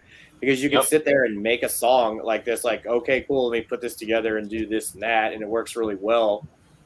But there's a difference between like coming up with something and be like, here's the idea, and this is something I put together, and then just like, hey, cool, this is what I did. Yeah. Yep. I feel that. I hate program drums. Tell us more, Brett. I like the human element. I like hearing the tiny mistakes in the recordings. I mean, in recordings, that's perfect. I mean, it's just programming drums is a big pain in the ass, but like if you want to do something just to like get like an idea down, it's a little bit easier than trying to get together with somebody and then recording it to somewhat, like, you know, even like on a like that kind of level. I'm not like against people using program drums. Just I don't like listening to it. Like it's not for me because like. Well, I mean, even that being said, though, there's tons of genres where like I feel like programmed drums are the way it should sound. Yeah, like any kind of EDM, you kind of have to go program. Yeah, 100%. Or even a bunch of dark wave stuff. Or like Sisters of Mercy never had a fucking drummer, and they're coming to town soon. Man, have you guys ever added anything to recording that you couldn't recreate live? Is there what? Is there anything that y'all added to recordings that you couldn't recreate live? I think there's a couple like synth parts we don't do live because we're not going to get a synth player and some things like that. I don't like, not off the top of my head I can remember anything. Usually, but also with studio stuff, if it's something I can't recreate and don't really care if it sounds good. It just, I mean, like playing live and recording are two different things. So like they don't need like because I've been in bands with plenty of people who are like, you can't ever do that live. I'm like, who fucking cares? I was like, it sounds great. Like, why are you going to take this off? Because you're not going to be recreated at some show. Mm-hmm. There you go. You just either don't do it a different way, or just, you know, there's a billion things. Yeah, I don't have backup vocals when I sing on stage, so. You don't need them. And it sounds great. Oh, thanks, Ricky. Yeah, I mean, like stuff like in Nightclub I do a bunch of harmonies on the record and stuff like that for like just like the like slip underneath that aren't like straight and things like that. But like no one's doing those harmonies live, and I definitely don't have tracks backing it, but they sound good on the record. Yep. Ariel, you know they make a pedal that can do harmonies for you. Yeah, it sounds weird. Yes, that's a slippery slope of not good. Yeah, it probably doesn't sound right. Or again, it's another one of those things you might can get it to sound right, but you have to work with it for a long time to learn how to squeeze the juice just right and all that. Because people like, I feel like the studio, they they sometimes make that work and they kind of bury some things so they could do it. But if you have just like a simple pedal from whoever that you're going to use to plug in on stage and hit something and turn a knob, it's never going to sound right. Yeah. It's like using a harmonizer pedal for guitar. Like it just doesn't work. Yeah, it's always going to have that. Because I mean, you can use that for something, but it sounds robotic. It's not going to be like, cool, I'm in Thin Lizzy, look at this pedal I bought. But no, I was actually curious. Speaking on the live bit, this isn't, and there's not like a right answer in my opinion. I respect both ends of the spectrum here. A lot of, we'll call it national, and I use that word broadly, national black metal acts tend to be looped into very theatrical, it's a stunt, and then there's others that just come up and just play the fucking music. What do you guys do? How do you approach it, like your live shows? I think it's somewhere in the middle of it. Our shows are kind of wild, but they're also like pseudo theatrical, but not all the way over the top kind of thing. I love theatrics. So, but it's like there's some like point where it's like too theatrical, but it's too rock. But like, it's basically, I feel like balance and all that stuff like really creates a lot. I don't know what I'm trying to say. Basically, we fit somewhere in the middle of that, where it's like it's kind of like rowdy metal rock show, and it's also kind of theatrical, and it kind of blends in somewhere in there. Right. And it's kind of just like unhinged, wild, but at the same time has some other aspects to it. A little more analog, for lack of a better word. Yeah. It's not like, it's like theatrical stuff when it's super theatrical can be cool depending on the band. Like if you want to use like somebody like Batushka uses like straight like old Orthodox church stuff, and that's great. Except we're a black metal band from Texas, and it would be kind of hilarious if we came out doing some things like that because we're not from Eastern Europe. All the things. I'm not saying that we don't do some stuff that's like pseudo like ran off of some like religious ceremony or things like that, but at the same time it's not like it's done where it works for us instead of being like derivative of something else that's not a right. No, that makes sense. It's more of a musicality than a theatric. Yeah, but but you're a band, and depending on like especially in black metal, a little bit of pageantry goes a long way. Oh, of course. Yeah, we had Votan on the show last week, and we talked about influences as far as black metal, and they seem to be very much influenced by the second wave of black metal. Would you say that you're the same?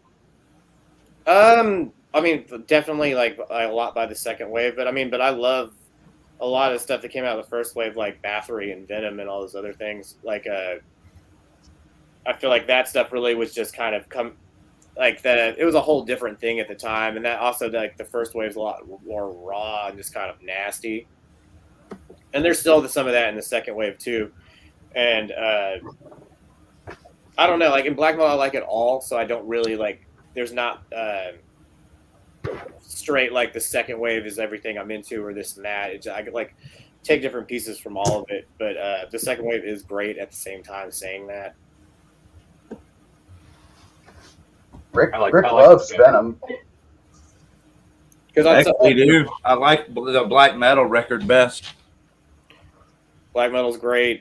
In the second wave of stuff, depending on, tons of those Immortal records are great. Emperor's great. Dissection's like one of my favorite bands. Like it just, more of the stuff like I like. If I like something, it's more because I like it, not because it's from a certain period of time or it's a certain style. Because there's, like it's hard to compare something like it's like a lot of those things are, even though they're in the same genre, are very what is it? Like they're very different, even though it's like quote unquote all black metal band. Look at this wise guy in the chats. Does Necrofier try to upstage the band after? Yeah, every single time. If you're gonna go up there and play, it's like you go up there and give everything and like just go. It's not like a personal attack on somebody, but it's just like when we play, it's like it's like we like do everything we can to put on like when we play and it comes off like that. So it just it depends. Like it's not like directly coming for the band that's playing after us, but it's I guess it can be looked at like that. Well, speaking of bands that you're playing with, do we have some flyers for your upcoming tour from where you're going to be playing at? Let me see if I can find one. Ariel roping us in because I have a feeling we can steal the show talking about black metal bands. I don't get that chance very often. I knew Ben would love to be on tonight. I don't guess I do. You just stumped me. I was like, I don't know. Do I? Do I not? No, well, I didn't know if he sent flyers himself. All right, hold on. Hold, please. Hold the phone. I didn't see any on your Facebook page either. Did I miss it? Yeah. There's probably one on there for sure. Let's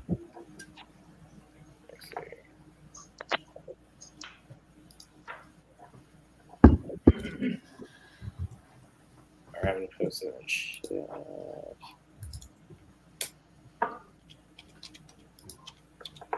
I know what I'm going to be listening to on the way to work tomorrow now. Ben, that's so cool, bro. Thanks for being here tonight. Oh, yeah. No, I'm happy, man. For a couple of seconds while you were talking, I was just kind of listening to some quick tidbits of your releases there. And, yeah, I'm definitely excited to dig into that.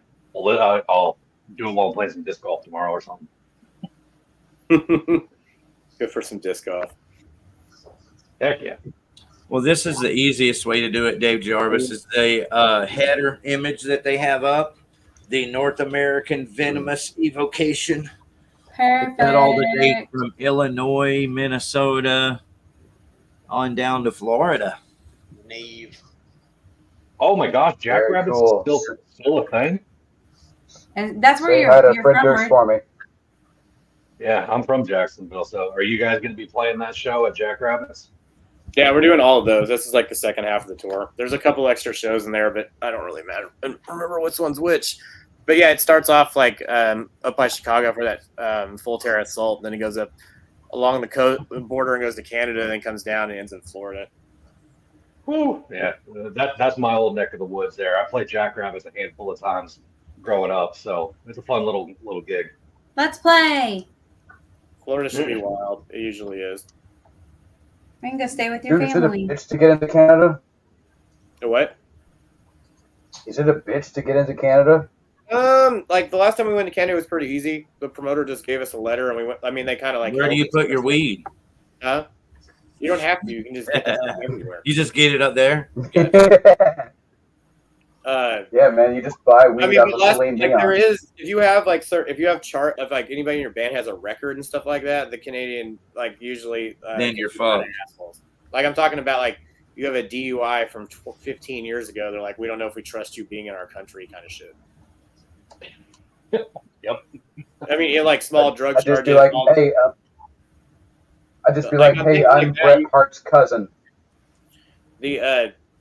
I mean, there's always things to do, like to get around those things, except it requires effort and time. Yeah, like swimming over a river. Right. They're really that strict? Canada's pretty strict. I mean, if you have some of those things, then you have to get like letters saying like, that you're a good person or that you're gonna be like stuff like that. Like, you can like file with the government for certain things. All right, Brett, Ben, we're screwed. I haven't done anything. Fine. I used to work out there. You're also at the mercy of who's ever talking to you at the border. So if they don't, like, if you made the guy mad, you're not getting in.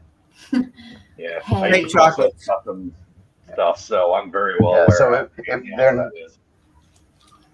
if they're not a Ween fan, then Ben's fucked. Right. Hey.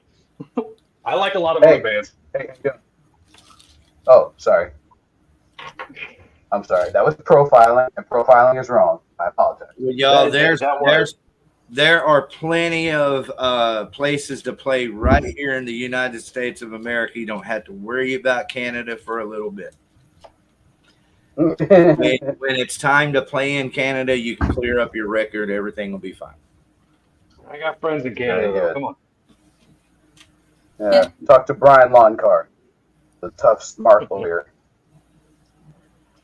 Well, I'm very excited for you guys. That's really cool. I know it's going to be a long, almost 4 whole weeks of nonstop travel, but I hope you guys get like a little bit of downtime to enjoy something on the tour. Thanks. A lot of the drives aren't too bad, so at least there's that. Yeah, that's true. And you're kind of going into some of the other people's like fall-ish time. Yeah, I'm excited not to be in Texas in September, which is nice. Don't travel in the Texas heat. I was just telling them, I go, we're going to have to plan this accordingly. During the wintertime, we can play in the south. And during the summertime, we need to play in the north. It's not a bad idea. So,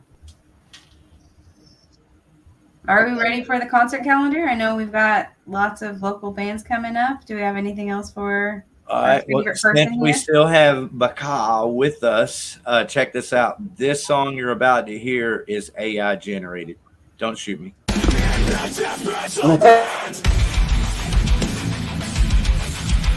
Take your best guess. Why so serious?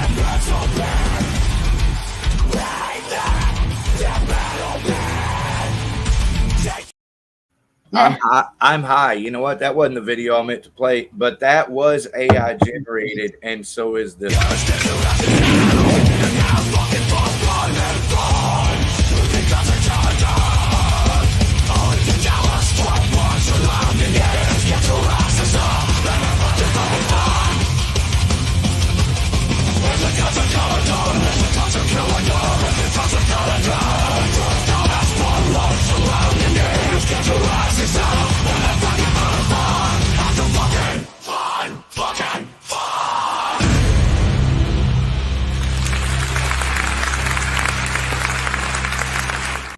And surrounding areas. All right. Yeah, so thank What you do for we have on the tolerating me. horizon Say that. I don't today? normally tell everyone those are AI, but for the topic of our show tonight, I thought I'd throw that in. Oh no, people And it's know what I was about saying us earlier. now. Damn it.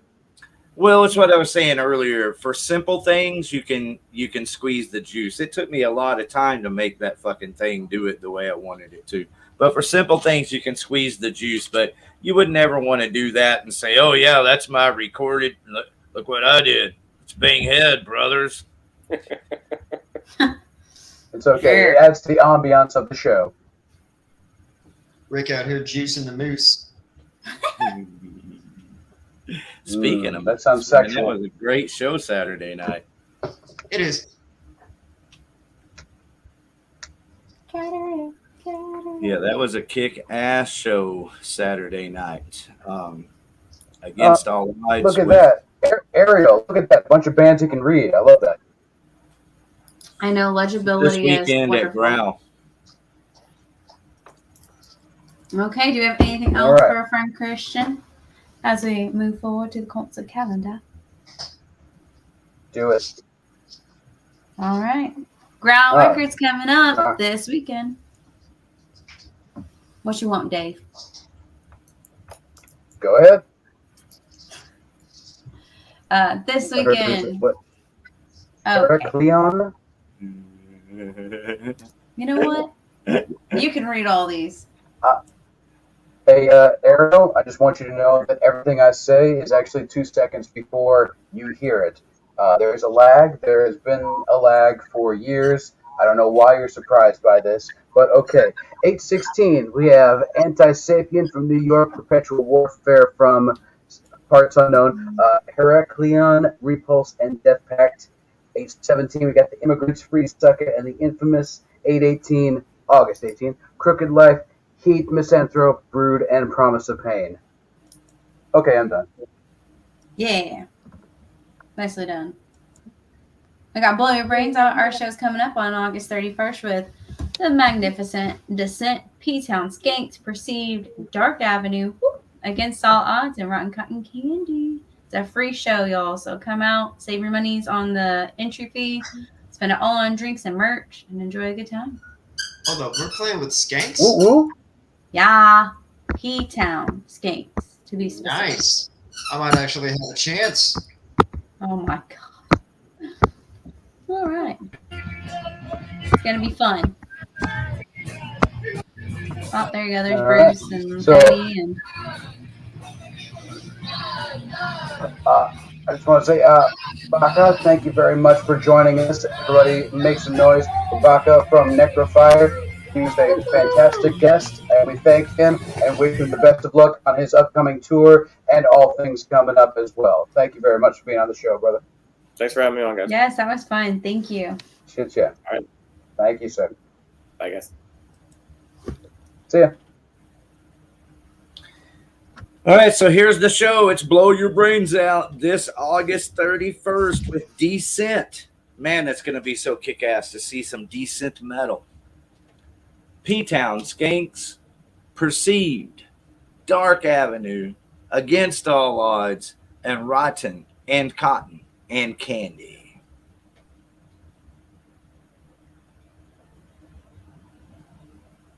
I think it's going to be a pretty good show. It's going to be dope. It's a dope lineup right there.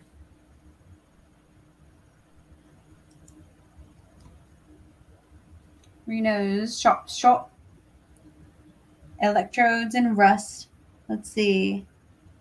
Are those characters a part of that name? And Draco? Shrew Pilot and Draco and Draco. Terror Void Complex. Depends on if it's Game of Thrones. I don't know. Screw Pilot, Riot, and Vector. Sunday, September 1st at Reno's. At Lava Cantina this August 24th with Lost in Hollywood, which is a System of a Down tribute band, and Motor Breath, a tribute to Metallica.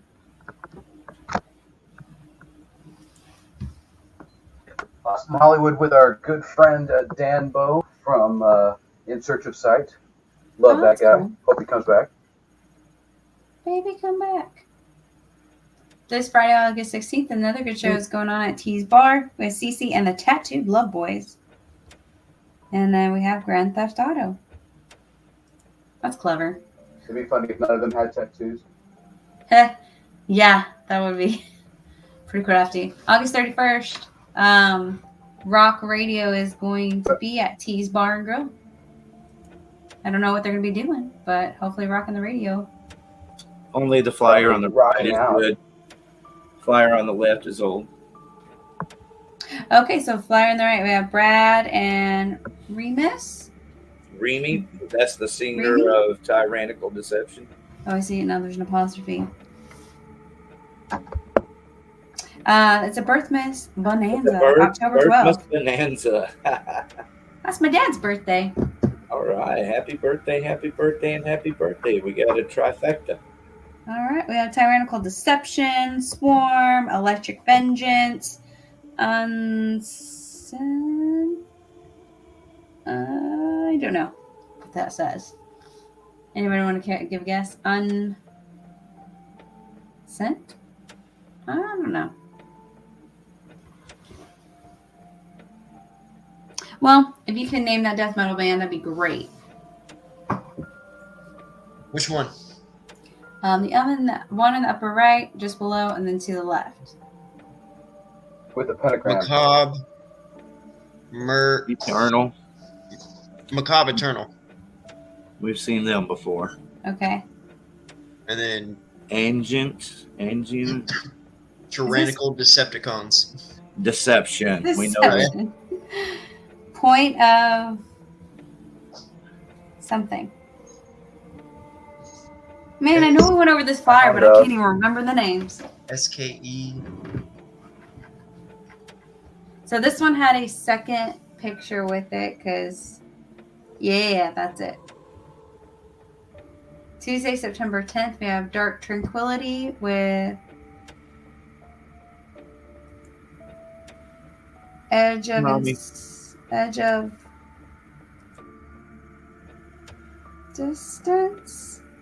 it looks like Distance. No, something distant. Go get your kitties. And look at Fires in the distance. Got it. Fire in the distance. An amorphous.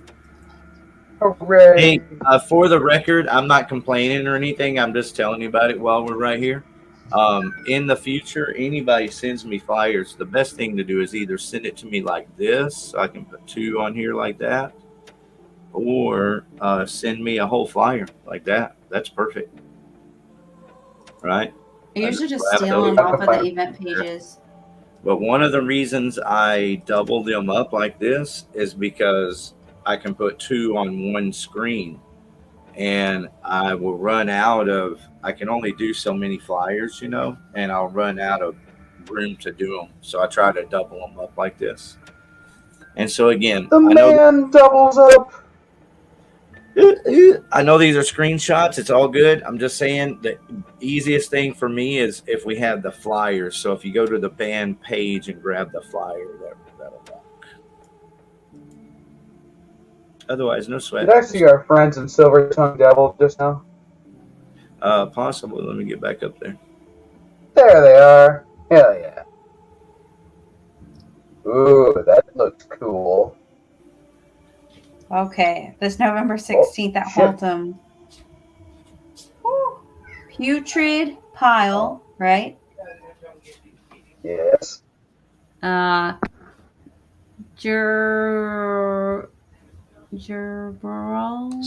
desecration. Cerebral. That does not look like a C. Yeah, there you go. It looks like a G. All right, name that next one. Which one? Demon Seed. All of them, except for Violent. Yeah. Electric Vengeance. Purchaside. Unsentient. That looks like a C and a G. Astianias. AST. Those fonts are really cool. Gutricide. I got that one. Dreadland. My babies. Insufferable Sorcery. Electric Vengeance. Yeah! I guess the hardest one. Stop it, Brett. Y'all say hi to Punky. Yay. Hi, Pumpkin. Hey, Punky. Where's Brewster? See his mohawk there? Can you see his mohawk on top of his head? Now look at his face. He's orange. I've never seen a cat that looked like Yeah, this is the cute one. I love him. There's 4 of them. Remember I told y'all? Mom's over here trying to carry the other one back to the Let's get more of him. Look, there's 2 of them here. When all else fails, just throw a bunch of cats at the screen. You'll be good. That's right. They're so weird. Remember I told y'all that a stray cat showed up back at Christmas. I started feeding her, and now I thought it was Brian Setzer. Yeah, she gave me 4 of these. But this guy's Punky. He's wild. He's an orange cat, right? Oh, good luck with that. Yeah, but not only is he an orange cat, he's got black stripes. So he's got all the black. Stay high now. They're going to be shoes next week. There they are. Stop it. There they are. Can you see What'd I the say? orange face? See how that orange? Oh, mew. Yeah, I'm about to drive Mom crazy now. There we go. I got him on there. So adorable. I'm going to shit. All right. Okay, carry on. I just had to show y'all I have kitty cats. Nice pussies. Eric's doing a good job with his death metal band names. I love it. Hey, death metal is my first love. Show us your kitties. Show us your kitties. Mm-hmm. I have kitties worth showing. I've shown them on the program Oh, before. shit. And I'll show them The again. Metal Fest is this weekend. Hell yeah. Pure Core Offered to Metal wear a Fest. Steel House swimsuit at our next Blow Your Brains Out festival. Fuck yeah. That's going to be Anyway. a kick-ass fucking shoe. I'm showing my kitties, not my titties tonight. Well, we're going to lose fans because of that. No. All right, so where were we here? Did those. So cute. It sounds like Cruella DeVille's house. There you go. I got us caught up now. Cruella DeVille was dogs, not cats. Yeah. Okay, Eric, take it away. Whatever. She has a sister. Well, you obviously have Mortician here. They're a big band. I see Kill Everything. Mm-hmm. Kill Everything. Yeah. Something Masturbation. Oh, Cheese Grater Masturbation. I've been trying to get them on this show for weeks now. That's their name, for real? Yeah. Yeah. Yep. Cheese Grater Cesspool Masturbation. They're fucking awesome. Cesspool of Corruption. We have Corpse Cave? Diminence. I can't even read that one. That one's pretty bad. Yeah, I'm gonna call in the last two there. Corporal X. You talking about Demon Seed? That is Demon Seed. There you go. That's a D? Oh, it's a backwards. Yeah. It's pretty rough. I thought it was a K. Yeah, it looks like an R or a K.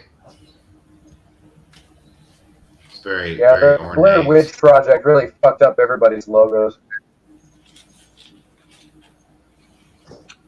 Well, I think there's something to the art of the death metal logo where like it's just got like Mortician has a great one. It's totally readable but still metal as fuck. Word. And then You said metal as fuck. Yeah, and then you get into some other ones. You're like, all right, they're just trying too hard. I loves me some Days X. Might get me some Days X pins on my face. Chug that in there. It's good day. All right.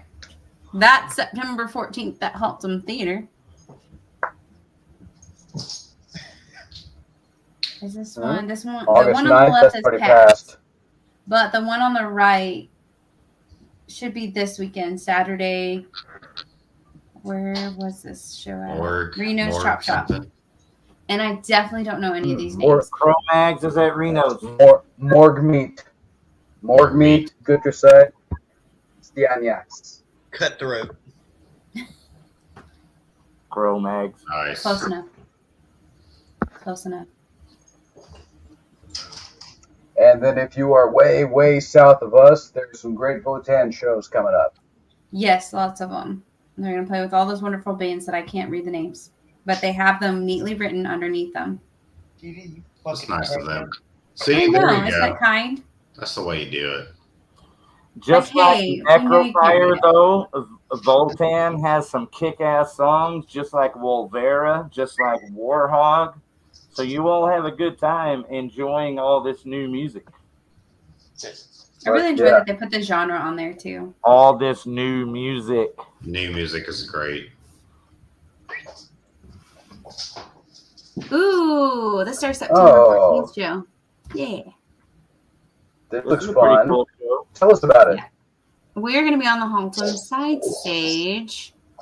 And we're going to be playing with all these wonderful bands. None of them that I've seen in person before. So it's going to be super dope to stick around and watch some of them. But this is a Torch Entertainment show. Project Rogue.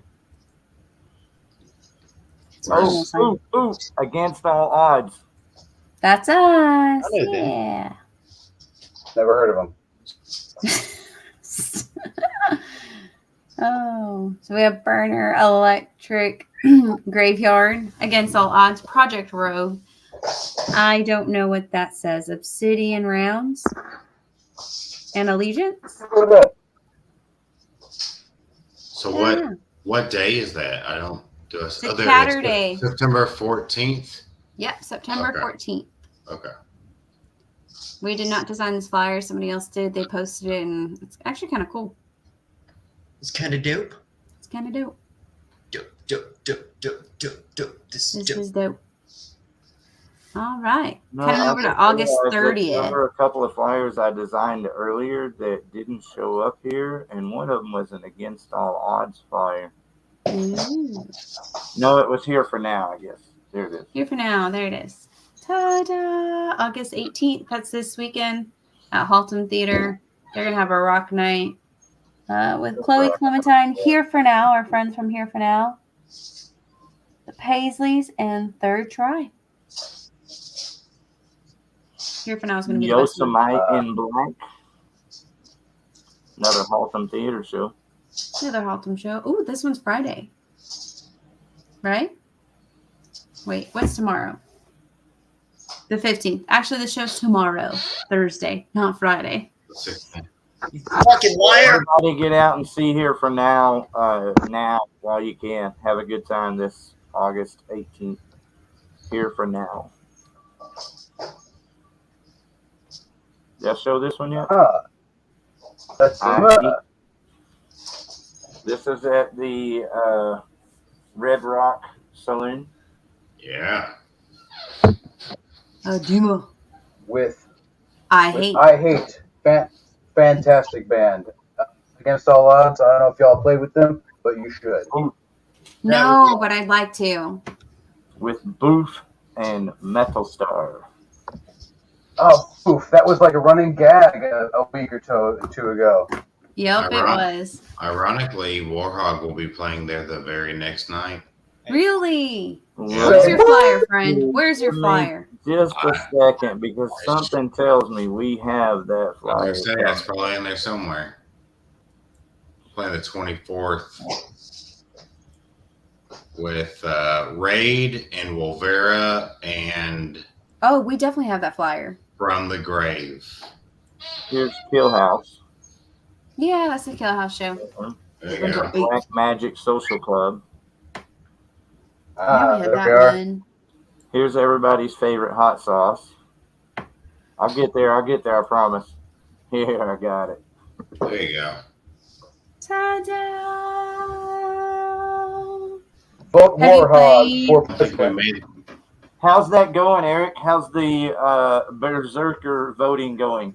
Well, it's over now, and we have not been notified, so I'm only going to assume we didn't make it. But you haven't been told no. But we haven't been told no. And there's still a chance. Like I told, I go down the list, and people are going to be like, we can't make it because there's only like a month to get there. So you never know. If they haven't told you no, there's still a chance. There's always a chance. It was fun just to be included on it, honestly. But we're excited about the Red Rock. I feel like that is cool that they included you on it like that. Yeah, no, it's awesome. It was nice exposure. Hey, we watched you open your guitar from Ole England the other night. Yeah. It's actually right. It's right up behind me. I haven't completely taken it apart yet. I'm waiting on a water slide for the dark guy right there. This Explorer shape.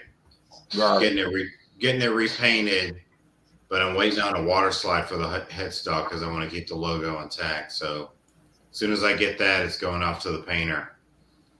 But, all right, so everybody in the North Dallas area, this is just a drive up the road. I mean, this is about the amount of times it would take to get to Arlington or Fort Worth for sure. Yeah, it's 45 minutes from Plano.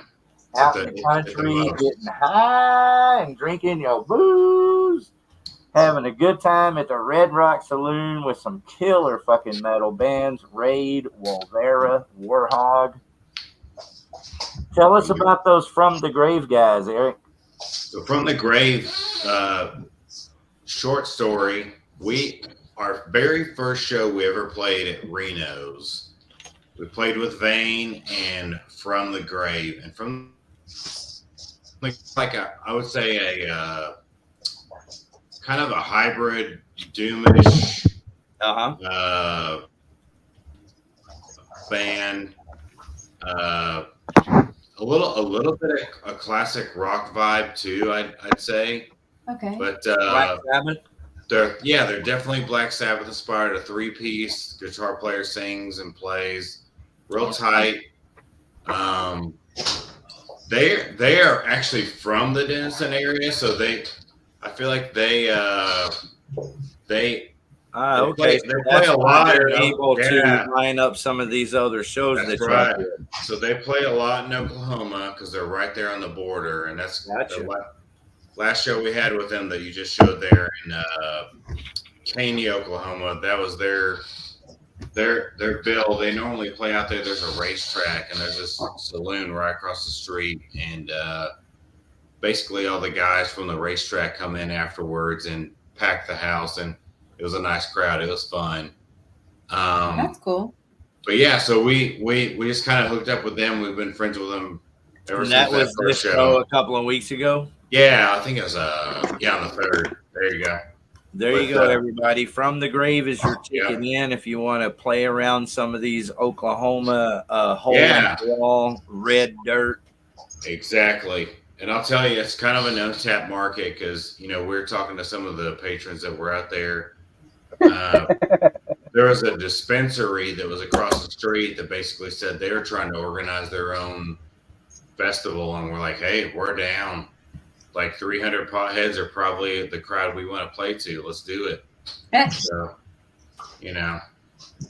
definitely kind of like I said, an untapped market. It's not necessarily a big metroplex like DFW, but hey, there's guys out there, and most of them like metal. All right. Brett just gave me a great idea. Every now and then I should do this show with a mask on. That's good. I like that. That is on. Do it. Hey, it's fun for a minute. I like to do it like at the beginning of the show. That way, the first, 5 or 10 minutes, someone can see something a little fucking different and go, maybe I should watch these idiots. Okay. Yeah, look at these zany motherfuckers right here. These idiots. Lots of Hey, Eric, tell us about your new Warhog music here, because we're going to play some Warhog tonight. Sure. So tell us, Eric. Tell us.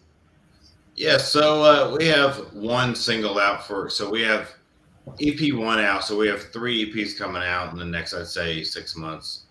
EP1 just came out about a month and a half ago. Which is Emperor? No, that's the single. That's one of the singles. So that was the Dystopian Chronicles Volume 1. Yeah, that's what you see here. We got Volume 2 and we got Volume 3. So when all 3 come out, or essentially it's going to be one out.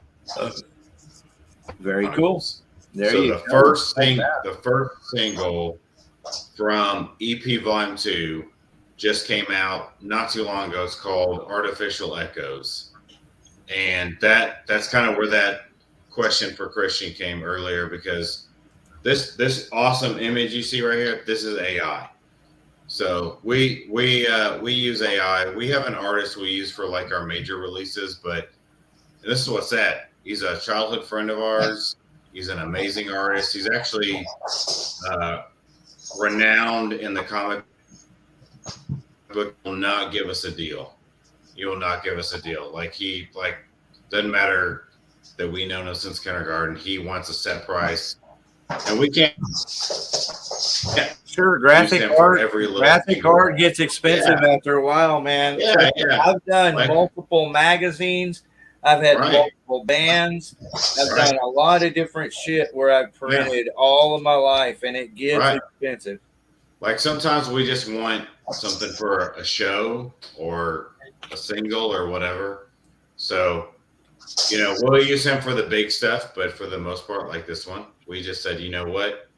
Me and Scott both love to play with AI. It's fun. Like I said, it's a programming language almost. You figure out what works and what doesn't. Yeah. And, but anyways, so we wrote a song called Artificial Echoes that kind of is like, Did you hear my celebrating where we are? Right. Should we be celebrating that we've come this far, that we can plug in code and pump out art, or should we be scared of where we're at? So that's kind of the theme of the song is like. Well, okay. So then the answer is if we could get all the money back from the bankers, then we could afford to buy every child a Marshall stack and a couple That's of another- guitars. A whole other song right there. And that's the real answer. See, since we've already accepted that the bankers are always going to have our money, we're like, okay, well, let's play with their toys. I feel like that then you become Megadeth and every song is about the government, you know. So, you know. Oh, no. I love Megadeth, but I mean, still, so our song. I wasn't saying that your music should. I wasn't saying your music should. I guess in that context, it did sound that way. But yeah, tell us about your song, man. I was just interjecting. No, so Artificial Echoes came out. We have up here Killer Die Trying. I'm actually recording that right now with our drummer. We have basically 90% of that completed. Scott just laid down the final vocals the other day, and we're just drum tracks are almost always the last thing that we finish up on. So I think tomorrow night I'm actually going to go do the first tracking for the drums, but that'll be due out on September 17th. But the second volume will be out in entirety in November, I believe. And I think we have one other single that's not listed on here. It's called The Eulogy. I think that comes out. I think we're shooting for October. So, but yeah, I'll have to check my email to see if I have that song you're talking about, and then if not, I'll have to get with Scott. Yeah, we have Artificial Echoes. I'll send you the link right now. We've got a lyric video for it. It's outlawvideotv@gmail. Yeah. Let's see here. If you want to pull up the Warhawk channel on YouTube, I don't know if you can get over there. Sure. Let's go ahead and knock out the rest of these flyers. We've got about 10 more here, y'all. Let's do it. Let's get them really quick because I got a early shift tomorrow. Agreed. Skeletal Remains. Oh yeah, that's a good show. Bewitcher. And another name I don't know. And something Rack at RBC, August 25th. Oh, okay. Bewitcher. And Descent. Don't forget Descent. And Descent. Yeah. Cannot forget that. August 4th. It's already passed. Yeah. Oh, yeah. Thank God I did not want to try to attempt those names again. Yeah. You think I would write these down, but I don't. Next. It's like you need I tried to think. So the benefit is September 28th, not the 29th. But this is benefit as a tribute to Leslie Corbin. They're gonna where is this at? Binions. I always want to say Binions in downtown Arlington. Yes. Rockers Against MS. You're gonna have all these wonderful bands playing to benefit for Miss Leslie Corbin. So we have Vernon Ponville's Cauldron. Did I even say that right? Our friends at P-Town Skanks. Okay, I've got it pulled up and ready to go, Eric. Let's just get through the flyers. Hamsters of Rock, Tower High, and Cast Iron Cowboys. Let's go. Yeah, that's a great show. Everybody get out. If you're not already doing something, try to put it on your schedule. Get out, support this show. All right.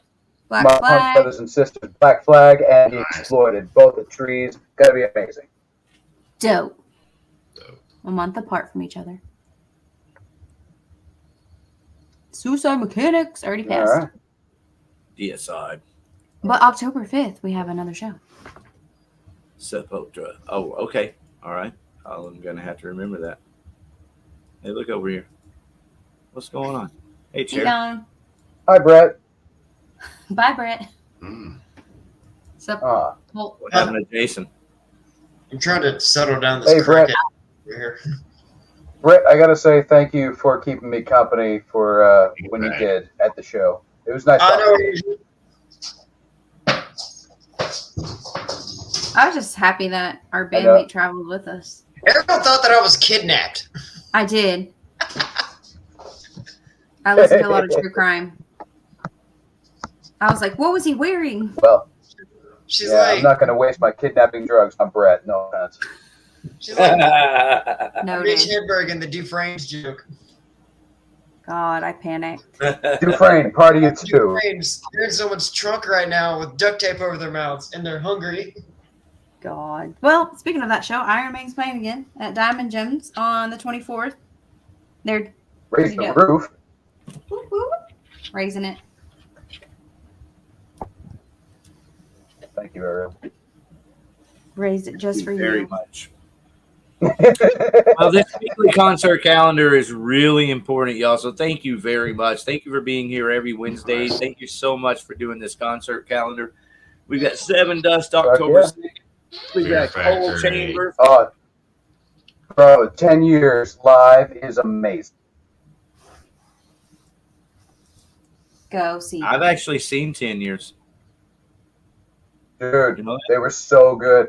They weren't even mentioned on the bill. I went in to see Mudvayne and Korn back in 06, and they opened the show, and we walked in midway through the set, and I was like, bro, this band is better than Cold Chamber and Korn. Of course, I was high on mushrooms, but whatever. Yeah, golden teachers. I went to Trees to see a band called Down From Up. And I have the record, the original Down From Up record, and it's like still one of my favorite. The guitar player is amazing. It's just a great record that really nobody knows about. Band from Tennessee. And Andy Wood's the guitar player, if anybody knows who he is. He's semi-famous guitar player. But anyway, they were opening for 10 years, so I got to see this band and was like, wow, okay.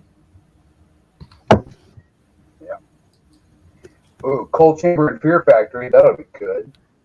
Mm-hmm. Yeah. Are they stopping through at all? Okay.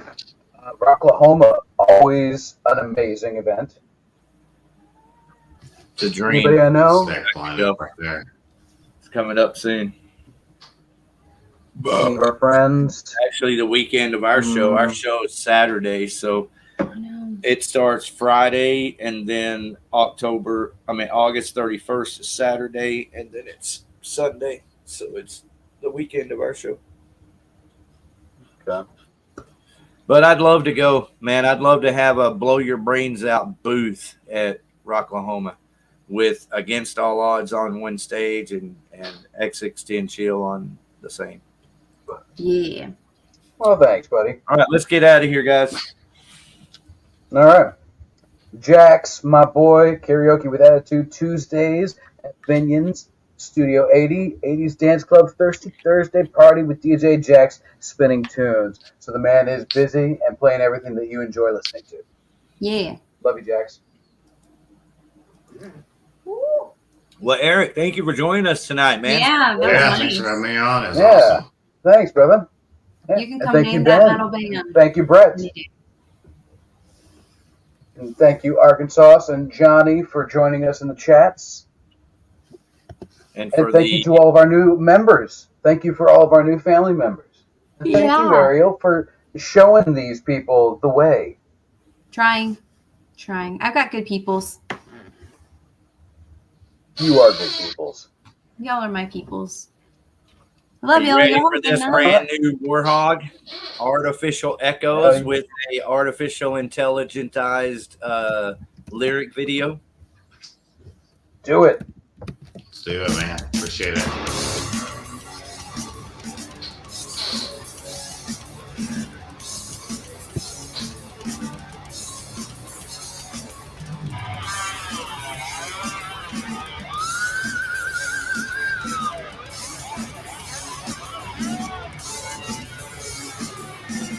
Instant remarkable new AI creation.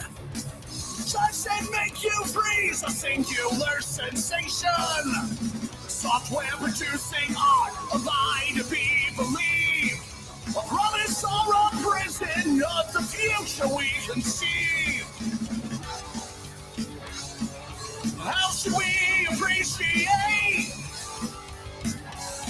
what smart machines can generate? Is it art or calculation? When it's a product of synthetic formulation, the algorithm kicks out patterns, making forms. Artificial brushstrokes breaking norms, and an edge brought to life, but the maker hides unseen. Behind imagination is it living or machine? How should we appreciate what smart machines can generate? Is it art or calculation? When it's some product of synthetic formulation? So as we contemplate what we've become, let us remember all that we have done. Haven't heard that effect on Scott's vocals. From here, I remember all we've done to bring our share. Actually, do backing vocals on this one. Yeah, it's a new effect on his voice. That was pretty cool. Fits the concept of the song.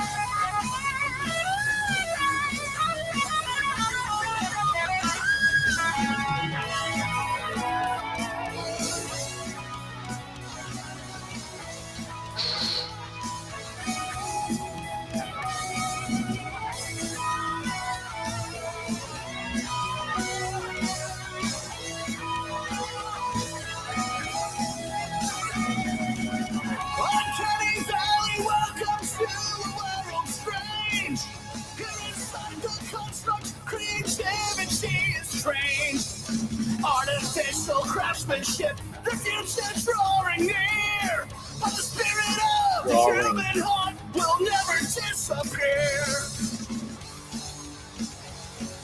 How should we appreciate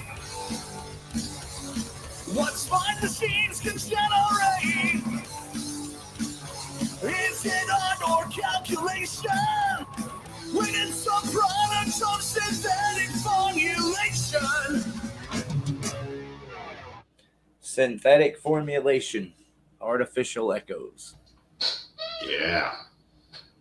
All right. Always an honor, man, to jam some Warthog. Fuck yeah. Appreciate the love. Well, especially here. We appreciate you, man. You guys got the magic formula, man. I haven't heard a Warthog song yet that I didn't actually like. That's good to hear, man. That's what I like to hear. Definitely.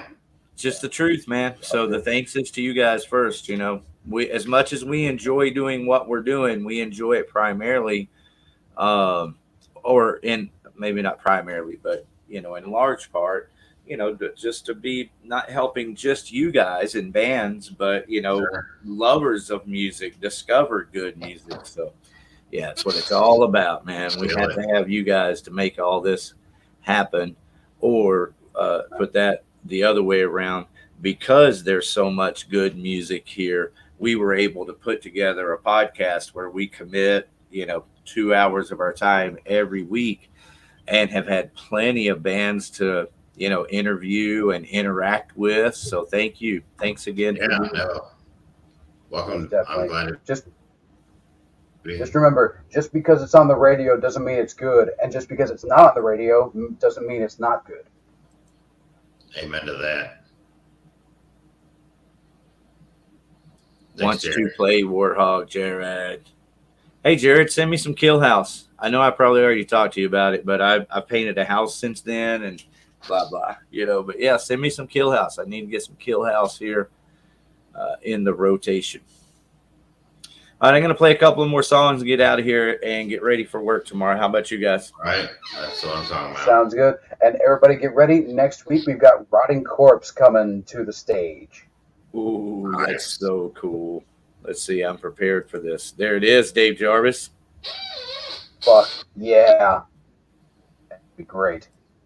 When the video ends tonight, it will take you to this video. That's one of the cool things. I'm always running behind, but this week, you know, partly because I got excited about Rotting Corpse, probably. It's all about getting motivated when you're doing all this shit, you know.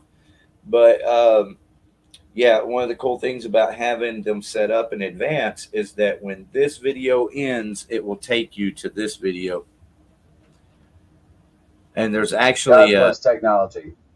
Hey, bro, it gets better. There's actually like a introductory video that you'll actually see, and then after that video plays, then you see this screen right here, and it, it asks you if you want to hit notify, so you don't miss the video. Okay. So that's one of the reasons I upload the intro sometimes, is so that I can make that intro at the beginning of the video. And so that's at any time. Like anytime you click on the YouTube video before the show starts, you're going to see like a little intro video first. Fuck yeah. Yep. So that's fucking YouTube. All right. So how about some Against All Odds? Do it. Let's do it.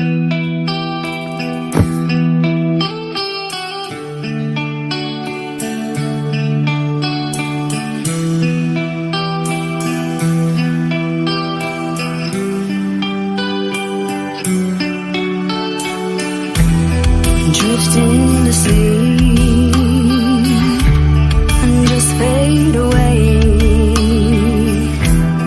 No one will know where you will go, your safest space. 'Cause hiding behind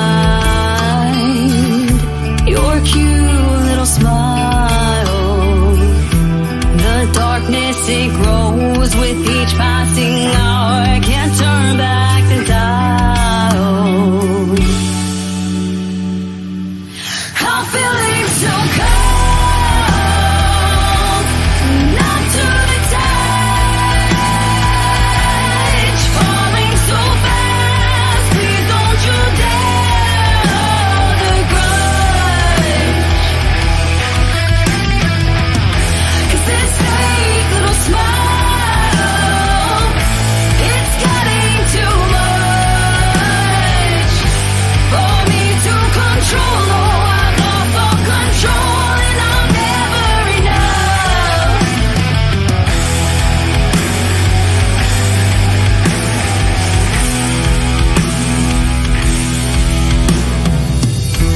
When gravity hits and all that remains are the stories untold and the secrets we take to our grave. 'Cause 6 feet below, with nowhere to go, the light becomes dark and dark is the light, so I'm told. I'm feeling so cold, not to the touch, falling so fast. Please don't you dare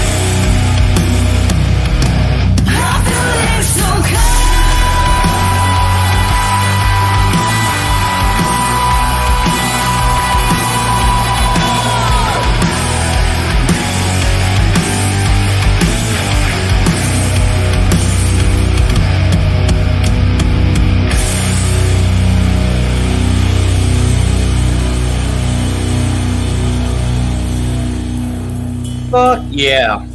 That worked out really cool having Ben on here tonight, and then also Eric with Necrofier. Yes, most definitely. We appreciate y'all coming through with the great questions. Makes our job much easier. Just appreciate that. Yeah. I mean, we always have enough questions and everything, but I don't know. They were just the right people. Maybe if it had been someone else, it might not would have been all that welcomed or whatever. I don't know. But they were the right people, and it looked to me like Ben really came prepared. He's apparently a fan of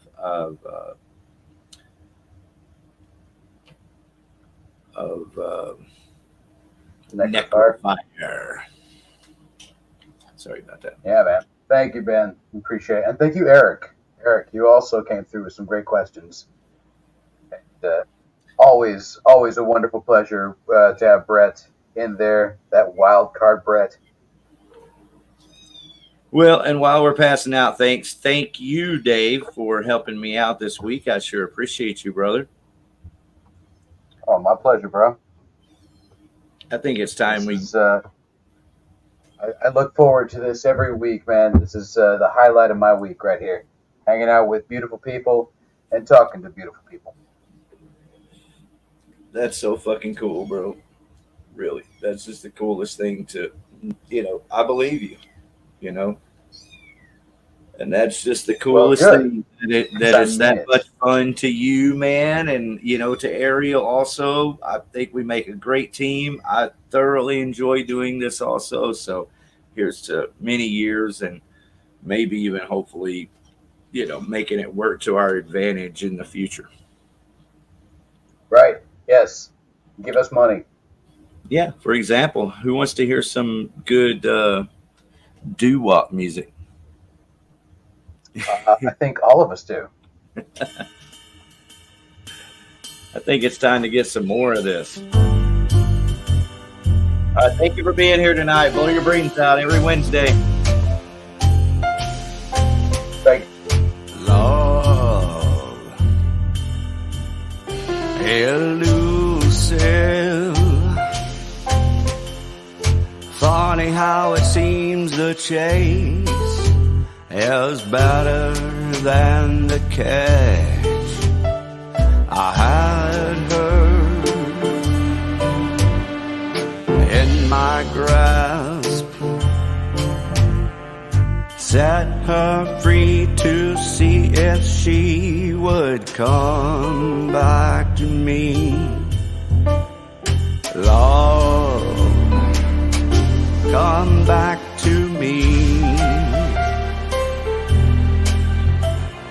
Love, come back to me. In the night we hear the cries, with the new day love draws nigh. Free, truly free. Songbird sings, cherry, cherry. Melody playing my heartstrings. Lord, come back to me. Free, truly free. Love, come back, oh, won't you come back? Love, come back to me. Free, truly free. Come on back to me.